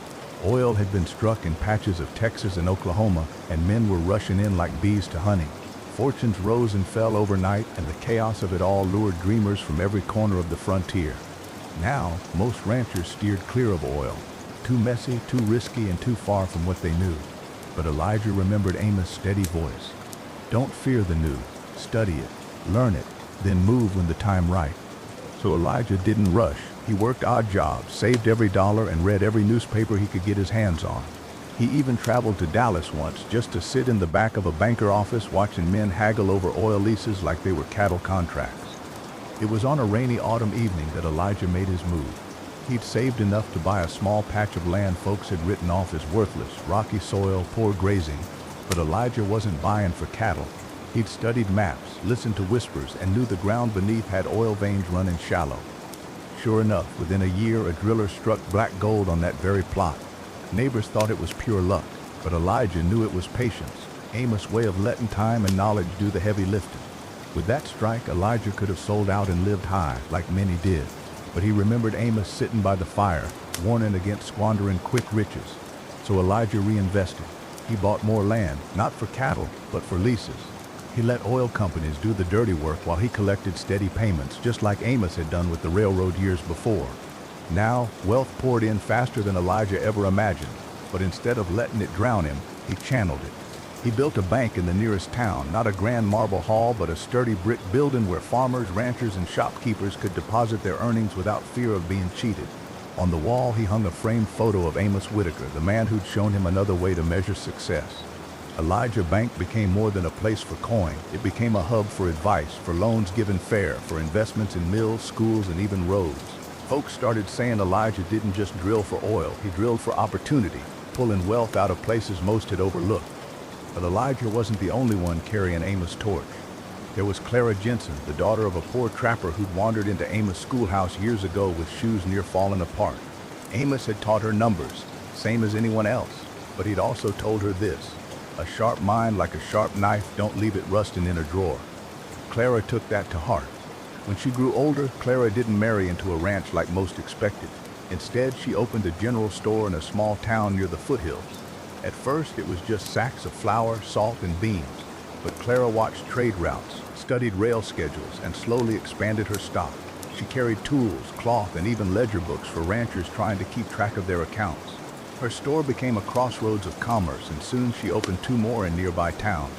With profits, she invested in a grain mill, then a small freight company. Before long, folks were whispering that Clara Jensen was the most successful merchant in 3 counties, and she never forgot to credit Amos for planting the seed. Together, Elijah and Clara and a dozen others who'd once sat on hard benches in that little schoolhouse began changing the territory. Where once the land had been only ranches and dust, towns began to thrive with banks, mills, schools, and stores, all built not on quick greed but on Amos lessons, patience, steady investment, and the belief that wealth should flow through a community, not just pile up in one man's pocket. The old-timers at the saloon would shake their heads, saying, "This new world too fast, too complicated." But others would answer, "Nah, it's just Amos Trail carrying on, only now the herd made of ideas, not cattle." Years rolled by, and soon Amos' name wasn't just remembered in dusty stories. It was carved into stone. A school was named after him. The bank Elijah built bore his portrait in the main hall. Clara freight wagons carried his motto painted on their sides. Wealth ain't what you hoard, but what you grow steady and share wide. Even when the Great Panic hit in the 1890s and banks failed across the nation, Elijah Bank held steady. Folks said it was because he'd been taught never to gamble with money that wasn't his. And while other towns starved, his community pulled through, lean but unbroken. By the time the 20th century dawned, Amos Whitaker's legacy had spread far beyond cattle trails. His students had become bankers, merchants, oilmen, and teachers. And though each carved their own path, they carried the same compass: patience, discipline, and generosity. And so it was said that Amos never truly died. His campfire kept burning in the choices of every man and woman who believed wealth was something you built steady, tended careful, and shared wide. The steel rails and the stock ticker. By the time the 1900s rolled around, the wide prairies Amos once roamed had iron veins stretched across anal, railroads crisscrossing like stitches sewing the nation together. Steam whistles echoed where coyotes once howled, and factories rose in towns that used to be no more than a saloon and a water trough.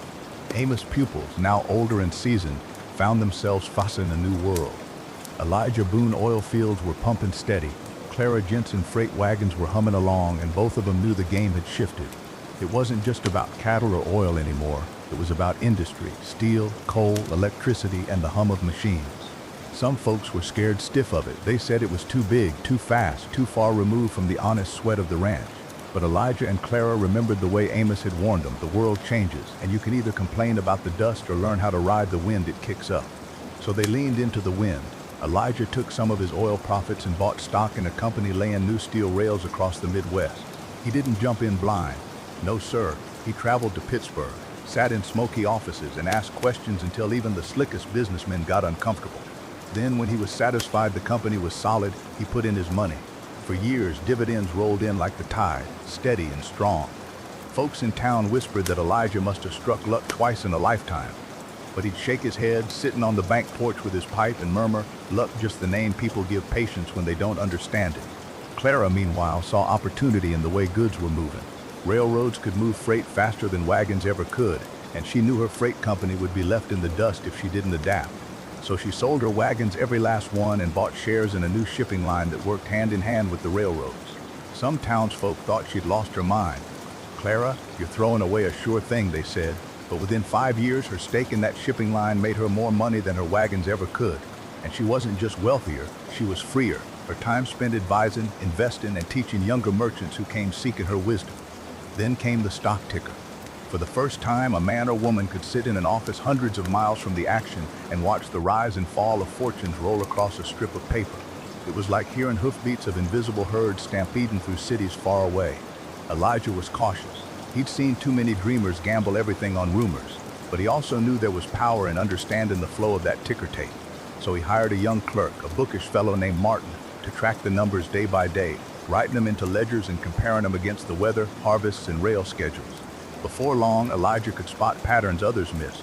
He didn't gamble. He invested steady, just like Amos had taught, never more than he could afford to lose, never on a hunch, always on knowledge. And while some speculators went bust, Elijah's fortune grew slow but certain. Now Clara, on the other hand, didn't trust the ticker much. She preferred things she could see and touch, but she wasn't blind to the way the world was tilting. So she partnered with Elijah, letting him handle the ticker while she expanded into mills, warehouses, and even electricity plants that lit up towns after sundown.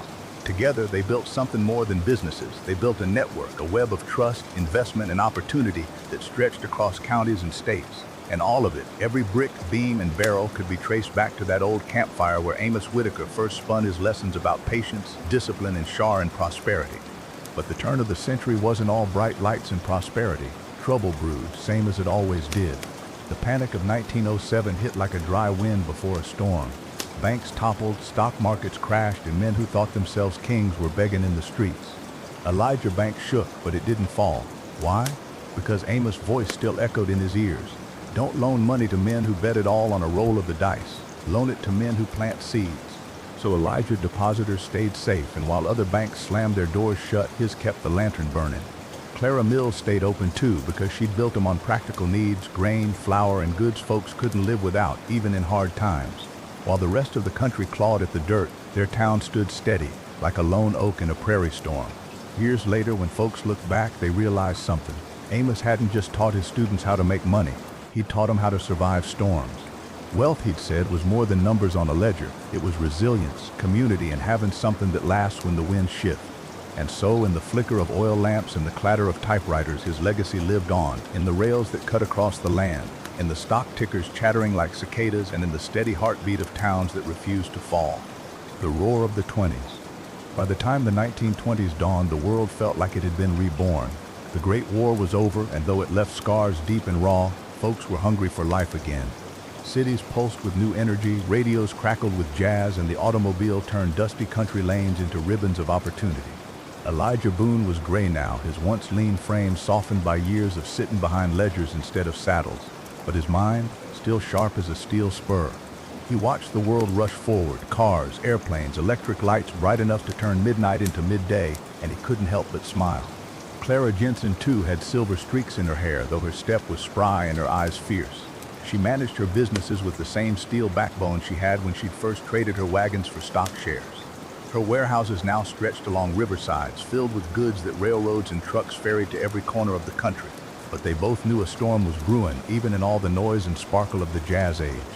It started with speculation. Young men in bowler hats crowded around ticker tape machines, hollering and cheering as if the stock market was a prize fight. Ordinary folks who once kept their money in biscuit tins or under mattresses now begged banks for loans to buy shares of companies they'd never heard of. Elijah shook his head. "They're treating the market like a saloon dice game," he muttered one evening, puffing on his pipe. He remembered Amos' words clear as day. The fastest way to lose a fortune is to chase the glitter instead of the gold. So he kept steady. Invested in railroads, utilities, and farmland, things that fed people, moved goods, and lit homes. Clara did the same. When asked why she didn't join the rush, she'd laugh, her voice like gravel over whiskey. "Because I like sleeping at night," she'd say, "and I don't trust a fortune that can vanish between sunset and sunrise." One of their protégés, a young lawyer named Samuel, wasn't so cautious. He'd grown up hearing Amos' lessons but thought himself cleverer, sharper, quicker. "The old ways are too slow," he told Elijah one afternoon. "This is a new age. You can double your money in weeks, not years." Elijah just tapped the ashes from his pipe. "Son, I hope you're right," he said softly, "but I've seen too many men running after quicksilver. They come back empty-handed every time." Samuel didn't listen. He plunged headfirst into speculation, borrowing money to buy stock on margin, confident he was riding a wave that could never crash. For a while, he was right. He strutted through town in new suits, driving an automobile that gleamed like a silver bullet. Folks admired him, envied him, whispered that maybe the old guard had finally been outpaced. But Clara and Elijah knew better. Then came 1929. The ticker machines rattled like they were possessed. Stocks that had soared sky high tumbled like loose shingles in a storm. Panic spread, first in whispers, then in screams. Banks slammed their doors, factories shut down, and bread lines curled around city blocks. Elijah's investments shrank some, sure, but his foundations held. His money was in farms that still grew wheat, railroads that still hauled coal, and companies that made things people couldn't live without. Clara warehouses stayed full, though the flow slowed to a trickle. She cut her own salary, sold off luxuries, and kept her workers employed when other business owners tossed theirs to the curb. But Samuel, his fortune vanished overnight. His shiny automobile was repossessed, his house foreclosed, his name whispered not with envy but pity. He came to Elijah's porch one evening, broken, his hat in his hands. "I didn't listen," he admitted, voice raw. "I thought I was smarter than patience." Elijah didn't scold. He just nodded and poured the young man a glass of bourbon. "Failure a hard teacher," he said, "but if you learn from it, she's worth the price." As the Great Depression deepened, Elijah and Clara became pillars of their community. They didn't just preserve their fortunes, they preserved dignity. They opened soup kitchens, lent money without interest to struggling farmers, and kept the bank lanterns lit long after sundown so folks knew there was still a place they could turn to. And though the world felt like it was coming apart, Amos' campfire wisdom burned steady in their hearts. They passed it down, not just in words but in actions. Patience in the face of panic, discipline when the world screamed for excess, generosity when greed had drained the land dry. Years later, when the nation clawed its way out of the Depression, townsfolk told stories about how their little community had endured. They said it was because of Elijah Boone, who never let fear dictate his investments. They said it was because of Clara Jensen, who built warehouses that became lifelines when times were lean. But Elijah and Clara knew the truth. The credit didn't belong to them alone. It belonged to Amos Whitaker, that old cowboy whose voice still seemed to echo in every decision they made. Wealth ain't measured in gold or paper, he'd said long ago, sitting by the fire. It measured in how well you weather the storms and in how many folks you help stand when the storm passes. And so the legend carried on, not in ledgers or bank vaults, but in hearts that remembered the war years. By the time the 1940s rolled around, the world was once again holding its breath. The echoes of the Great Depression hadn't yet faded when the rumble of another war spread across oceans. Factories that had once sat idle now roared with production, and men lined up not for bread but for enlistment papers. Elijah Boone was an old man by then. His back was bent, his beard white, but his eyes still sharp as a hawk. Clara Jensen, spry even in her 60s, ran her warehouses with the same grit she always had. She saw opportunity in the chaos, though never at the expense of conscience. Wars break men, she said one evening, sitting across from Elijah on his porch, the radio humming faint news from Europe. But they also forge economies. If we're careful, if we're steady, we can help build something that lasts after the guns go quiet. Elijah nodded slowly. The trick, he murmured, is making sure we don't let greed drive the wagon. When America entered the war, their community changed overnight. Young men traded plows for rifles, and the railroads rattled with shipments of steel, grain, and boots. Clara warehouses became vital depots, stocking everything from canned goods to machine parts. She didn't gouge prices, though she could have. Instead, she worked with the government, accepting fair contracts that kept her workers employed and their families fed. Elijah, too frail for factory floors, used his mind instead. He advised banks on how to steady their lending, counseled farmers on rationing crops wisely, and wrote long letters to young businessmen leaving for war, reminding them of Amos' lessons. Patience is wealth, he wrote. Discipline is wealth. Generosity is wealth. Don't let the battlefield blind you to that. In those war years, sacrifice became the new currency. Families planted victory gardens in their yards, women worked lathes and presses, and children collected scrap metal from alleys. The whole country felt stitched together by the same thread, survival. Clara became something of a legend in town. Folks said she had a gift for turning scarcity into strength. When rubber was rationed, she found a supplier in Mexico who shipped enough for her truck fleet to keep running.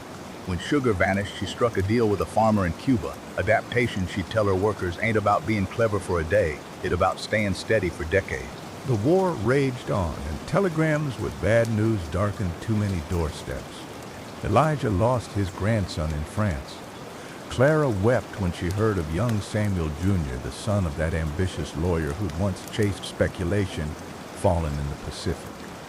But even in sorrow, the community stood firm. Every funeral was followed by neighbors bringing bread. Every widow found work in the warehouses. Every orphan had a warm meal at the kitchen Elijah Bank sponsored. "We endure," Elijah whispered once at a memorial service, "that the only way to honor the fallen by keeping on." When the war finally ended in 1945, the town erupted in joy. Church bells rang, factories blew their whistles, and men marched home to ticker-tape parades. But beneath the celebrations, Clara and Elijah both knew this was only the beginning. The post-war world was hungry for homes, for automobiles, for refrigerators, for peace. Industries that had churned out tanks now turned to tractors. GIS, backed by government loans, wanted to start businesses, buy land, raise families. Clara seized the moment. She expanded her warehouses, filling them with everything households would need to rebuild their lives. But she didn't expand recklessly. She remembered 1929, remembered how speculation had gutted so many dreams. Instead, she built steady contracts, secured long-term suppliers, and reinvested profits into the town itself, schools, roads, hospitals. Elijah, though frail, still offered counsel. Young men gathered around his porch to hear his gravelly voice recite Amos' old campfire lessons, now seasoned by decades of trials. Don't chase the quick buck, he'd say, coughing into his handkerchief. Invest in what feeds, what shelters, what lasts. Don't let pride blind you to patience, and above all, remember that your wealth ain't just yours. It belongs to the community that raised you. One evening in 1948, Clara sat with Elijah as the sun dipped low, painting the sky in gold. His hands trembled now, his pipe cold and forgotten in his lap. You ever think Amos knew we'd carry his words this far? Elijah asked quietly. Clara smiled, though her eyes were damp. He didn't have to know. He just lived them. That all any of us can do. Elijah chuckled, though it was thin. Well then, I reckon I've done my part. A few weeks later, Elijah Boone passed in his sleep, leaving behind not just wealth, not just land, but a legacy of patience, wisdom, and generosity. At his funeral, Clara stood tall, her voice strong though her heart ached. He taught us that money is a tool, not a master, she said to the crowd, that a man's fortune is measured by how many lives he lifts, not how many coins he counts. We will carry that truth, and we will honor it. The crowd bowed their heads. The campfire of Amos' wisdom still burning passed from one generation to the next. And as the 1950s began, Clara found herself at the helm of a new era. The town grew into a city, the warehouses into corporations, but she never let the old ways fade. She still sat with young entrepreneurs, telling them about Elijah, about Amos, about the importance of building wealth that outlasted storms. She'd laugh sometimes, leaning back in her chair, eyes distant. Funny things, she'd say. It all started with a cowboy sitting by a fire, telling stories. And here we are, still living by his words. The listeners, often young men and women with stars in their eyes, nodded, and they carried those words forward into a world that was changing faster than a horse could run. The 1950s rolled in like a fresh dawn, warm and bright. America was alive with promise. Soldiers had returned, families were growing, suburbs spread like wheat fields, and factories purred like well-fed cats. Folks were buying homes, cars, radios, and soon enough, televisions. Clara Jensen stood at the center of it all. Her warehouses had become the beating heart of the region, supplying everything from refrigerators to school desks. She'd built offices now, hired managers, and yet she still insisted on walking the floors herself, talking with workers by name. Never forget the faces behind the figures, she'd tell her executives. Balance sheets don't raise families, people do. The town, once humble, had blossomed into a city, and Clara was called the Iron Widow in the newspapers, not for ruthlessness, but for her strength, her unyielding presence in a world where men still thought business belonged to them. She laughed at the name but wore it proudly, knowing she carried Amos' lessons like a torch. The post-war boom wasn't just about stealing wages, it was about dreams. The government poured money into highways, making cars a necessity. GI loans turned young couples into homeowners. Television brought the world into living rooms, shining with polished smiles and jingles that made consumerism a new religion. Elijah's grandson, Thomas Boone, stepped into that world with both eagerness and caution. He'd grown up hearing Amos' words secondhand, carried through Elijah porch talks and Clara mentorship. Now, as a man in his 30s, he sought his fortune in construction. Folks don't just want roofs, he told Clara one evening over coffee in her office. They want homes. Homes with fences, gardens, and enough room for their kids to run. Clara leaned back, eyes twinkling, then give it to him, Thomas, but build 'em to last. Don't cut corners for a quick buck. A man home is his anchor. Treat it like gold. Thomas did just that. With borrowed money, carefully borrowed, under Clara guidance, he built neighborhoods. Rows of modest, sturdy houses sprang up, each one sold before the paint dried. Families poured in, paying mortgages with steady factory wages, and the city grew outward in neat suburban circles. But Thomas remembered his grandfather's warning of patience, discipline, generosity. He set aside part of his profits to fund parks, libraries, and community halls. Parents trusted him, neighbors respected him, and his reputation spread far beyond the county line. It wasn't long before bankers and politicians came knocking. Expand faster, they urged. Their demand. Double your loans, triple your growth. But Thomas shook his head. I'll grow steady, he said, not reckless.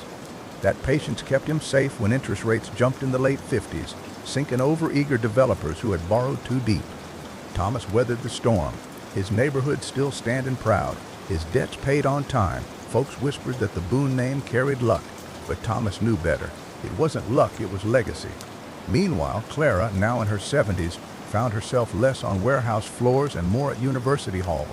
Colleges invited her to speak, curious how a woman of her generation had built an empire. She stood before young faces, gray hair tied back, her voice steady. "You think success is about being clever," she told them, "but it ain't. It's about being steady when others panic, generous when others hoard, disciplined when others gamble. Business ain't a sprint, it's a trail ride across a desert. You pace your horse, or you'll never make the other side." Her words lit fires in those students.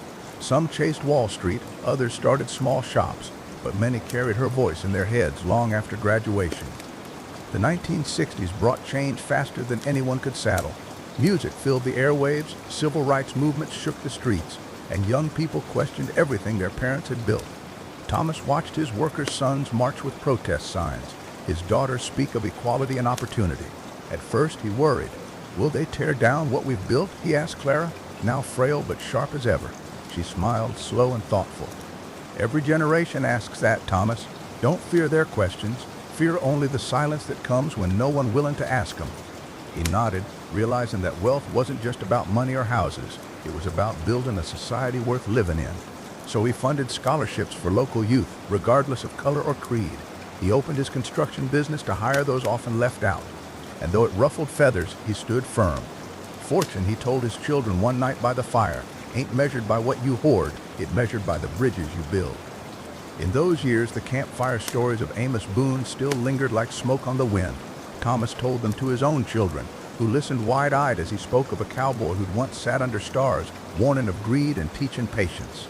And though the world now roared with television and highways, those lessons still felt as true as the steady beat of a horse's hooves. The city, once a dusty town, now sparkled with neon signs, glass towers, and busy streets. Yet in its heart, the Boone name and Clara legacy lived on, proof that steady hands and generous spirits could shape not just fortunes, but futures. The 1970s dawned not with promise, but with shadows. The world was restless. War overseas drained wallets and spirits, and the oil embargo sent fuel prices climbing higher than a hawk on a summer updraft. Gas lines stretched for blocks, tempers flared, and for the first time in decades, Americans questioned whether tomorrow would really be brighter than today. Thomas Boone, now a seasoned man with gray streak in his hair, felt the storm settling in. His construction project slowed as interest rates climbed sky high. Families who once dreamed of neat houses and fenced yards now counted pennies just to keep their cars fueled and lights burning. Hard times don't announce themselves, Thomas told his eldest son Robert one winter night. The two sat by the hearth, the firelight flickering over tired faces. They sneak in, quiet as coyotes, until one day you realize they've taken a seat at your table. The trick ain't to panic, the trick to keep your seat too. Unlike many developers who had borrowed big on promises of endless growth, Thomas kept his debts lean. He slowed projects, focused on refinements, and leaned into repair work instead of expansion. Where others folded, he bent without breaking. But the era wasn't just about money, it was about trust. Folks, weary of inflation and government stumbling, grew cynical. Families fretted over jobs, young people bristled against old institutions, and the steady drum of change seemed to drown out every certainty. Robert, a young man in his 30s, stood at the crossroads. He admired his father's discipline but hungered for new paths. One evening he told Thomas, "Pop, the world ain't bricks and beams anymore, it numbers and wires. Finance, computers, new markets, that's where fortunes are being made." Thomas frowned, but not out of anger. "Maybe so, son, but don't forget what makes a fortune worth holding. Land, houses, communities, they don't vanish when the wind changes. Numbers on a screen, they can disappear before your morning coffee cools." Robert listened but felt the pull of the times. He studied finance, worked late nights in city offices, and by the early 80s had carved a place on Wall Street. While Thomas kept to the steady beat of construction, Robert danced in the whirlwind of bonds, mergers, and leveraged buyouts. At first, the Boone family worried. Robert's work seemed as far from Amos' campfire wisdom as the moon from the prairie. Yet Robert himself carried a cautious hand, hearing echoes of his grandfather's words even in the clang of trading floors. Patience, discipline, generosity, Amos had said long ago. Robert etched those words onto the back of his office notebook, a secret compass in a world where greed ran hotter than oil fires. The 1980s brought Reaganomics, deregulation, and a flood of credit. Some grew rich overnight, others sank just as fast. Junk bonds made headlines, fortunes bloomed and burst like summer storms. Clara Jensen had long since passed, but her legacy whispered still. Robert, unlike many of his peers, resisted the urge to gamble every dollar on risky schemes. Instead, he looked for undervalued companies, steady businesses ignored by the frenzied crowd. "Buy what lasts," he muttered, a lesson borrowed from Clara and Amos both. Meanwhile, Thomas, though older and slower, kept building homes and schools.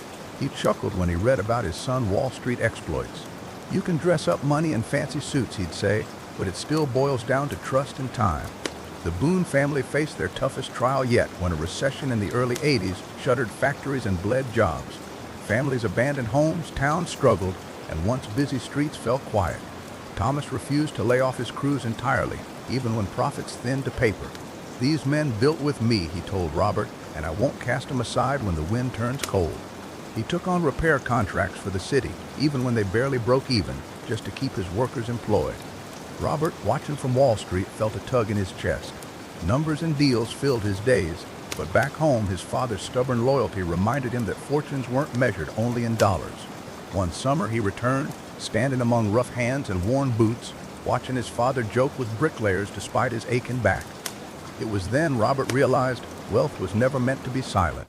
It was meant to echo through jobs, through communities, through lives made better. The Boone legacy didn't fracture between construction and finance, it evolved. Robert brought his Wall Street know-how to stabilize his father's business, securing low-interest loans at just the right times, diversifying investments so downturns didn't cripple the company. Thomas, in turn, grounded Robert, reminding him that no spreadsheet could match the weight of a family holding a house key for the first time. Together they bridged eras, Thomas with bricks, Robert with bonds, both guided by Amos' cowboy wisdom, still flickering like a campfire through the decades. By the close of the 80s, neon lights glowed over cities, computers hummed in offices, and fortunes rose on silicon as much as steel. Yet the Boones remained steady, never the richest, never the flashiest, but always enduring. And in quiet moments, Robert found himself thinking of a man he'd never met, sitting under stars in a desert long ago, speaking of patience, discipline, and generosity. Amos Boone might have been dust in memory, but his lessons still rode strong, carrying his kin through storms no cowboy could have imagined. The 1990s rolled in with the crackle of possibility. The Berlin Wall had fallen, the Cold War was ending, and the world felt like it was open and wider than ever before. New markets, new alliances, and a strange new frontier called the Internet promised riches faster than oil gushing from a Texas well. Robert Boone, now a middle-aged man with salt flecking his dark hair, found himself watching this new frontier with equal parts excitement and caution. He'd survived the chaos of the 80s by keeping steady, but this was something altogether different. His son Daniel, just out of college, saw none of the dangers. "Dad," he said one Thanksgiving, laptop open on the kitchen table, "this thing gonna change everything. Shopping, banking, even how people talk to each other. We can invest in companies that don't even need buildings, just websites." Robert frowned. "Son, wealth built on nothing but promises is like a barn raised without nails. First strong wind, and it gone." But Daniel's eyes sparkled with conviction. "Maybe, but what if this is the wind itself? What if we're the ones riding it, not bracing against it?" By the mid-90s, the Boones were standing at a crossroads again, much like when Robert had split from his father Thomas' bricks and mortar ways. Daniel dove into venture capital, investing in tech startups alongside other young dreamers who spoke in acronyms and carried more confidence than caution. Websites sprouted faster than weeds, each claiming to be the future. Robert shook his head but gave his son leeway, remembering how Thomas had once trusted him to carve his own path. "Just keep Amos rules in your pocket," Robert said one evening. "Patience, discipline, generosity. Don't let the shine blind you." Daniel nodded, but the truth was, patience seemed outdated in the dot-com world. Overnight millionaires filled newspapers, stock tickers flashed numbers climbing skyward, and even seasoned investors forgot the lessons carved by decades of storms. By 1999, Daniel had struck gold, or what looked like gold. He backed a small e-commerce company that rocketed to $1 billion valuation within months. His name was whispered in rooms filled with venture capital giants, and for a brief, dizzying stretch, it seemed the Boones might become legends not just in their hometown, but in financial circles across the globe. Robert visited his son's Manhattan office one spring. Glass walls, buzzing phones, screens glowing with green arrows pointing upward. He stood quiet, watching the chaos before finally saying it mighty loud for a room that don't seem to own much more than air. Daniel laughed nervously, but in his heart he knew his father wasn't wrong. The crash came in 2000, swift and merciless. Overnight, billions in paper wealth vanished like morning mist. Daniel's prized investment crumbled, its website shuttered, servers unplugged. He watched his fortune collapse faster than it had risen, the silence afterward louder than the cheers had ever been. For weeks, Daniel barely spoke. He returned home, sitting on the porch of his father's house, staring out across the quiet fields. Robert sat beside him, neither saying much at first. Finally, Robert placed a hand on his son's shoulder. "Son," he said softly, "you flew high, higher than most ever dreamed, and you fell. But falling ain't the end, it's just the ground reminding you to plant your feet again." Daniel swallowed hard. "I thought I was being bold. I thought I was building something that lasts." "You were bold," Robert said, "but boldness without roots is just drifting. Amos taught me that, Thomas showed me that, and now you've learned it the hard way." Unlike many who went bankrupt, Daniel hadn't over-leveraged. He'd lost millions, but not everything. Robert's steady hand, the bonds, the diversified investments, the land back home, had shielded the family from total ruin. So Daniel began again, this time slower, this time wiser. He didn't abandon technology, but he searched for companies that offered more than hype. Firms building infrastructure, providing real value, connecting people in ways that lasted. The lessons of Amos and Clara and Thomas echoed louder than ever. The early 2000s brought more storms. The tragedy of 9/11 shook the nation, and markets reeled. The Boones, like everyone, felt the grief heavy in their chests, but even in sorrow they stood together. As globalization stretched its reach, Robert, now approaching retirement, watched with mixed feelings. Jobs flowed overseas, factories closed, but opportunities opened in new corners of the world. Daniel, older and steadier, built partnerships with firms in Europe and Asia, careful to keep each move tethered to real value. In 2008, the world trembled again when reckless lending and speculation brought the financial system to its knees. Banks fell, markets crashed, and panic spread. Robert, by then an old man, shook his head at the sight. "Every generation thinks their storm is unique," he told Daniel, "but greed and fear are the same beasts they've always been. It's how you handle them that makes the difference." The Boone family weathered the crisis, not untouched, but unbroken. They leaned on land, on steady businesses, on community. Daniel remembered his father's words, his grandfather's sacrifices, and his great-grandfather's campfire wisdom. And so the Boone name carried on into the 21st century, not the richest, not the flashiest, but resilient. They proved, again and again, that true fortune isn't found in sudden riches, but in lessons passed down, in discipline held firm, and in generosity shared when others stumble.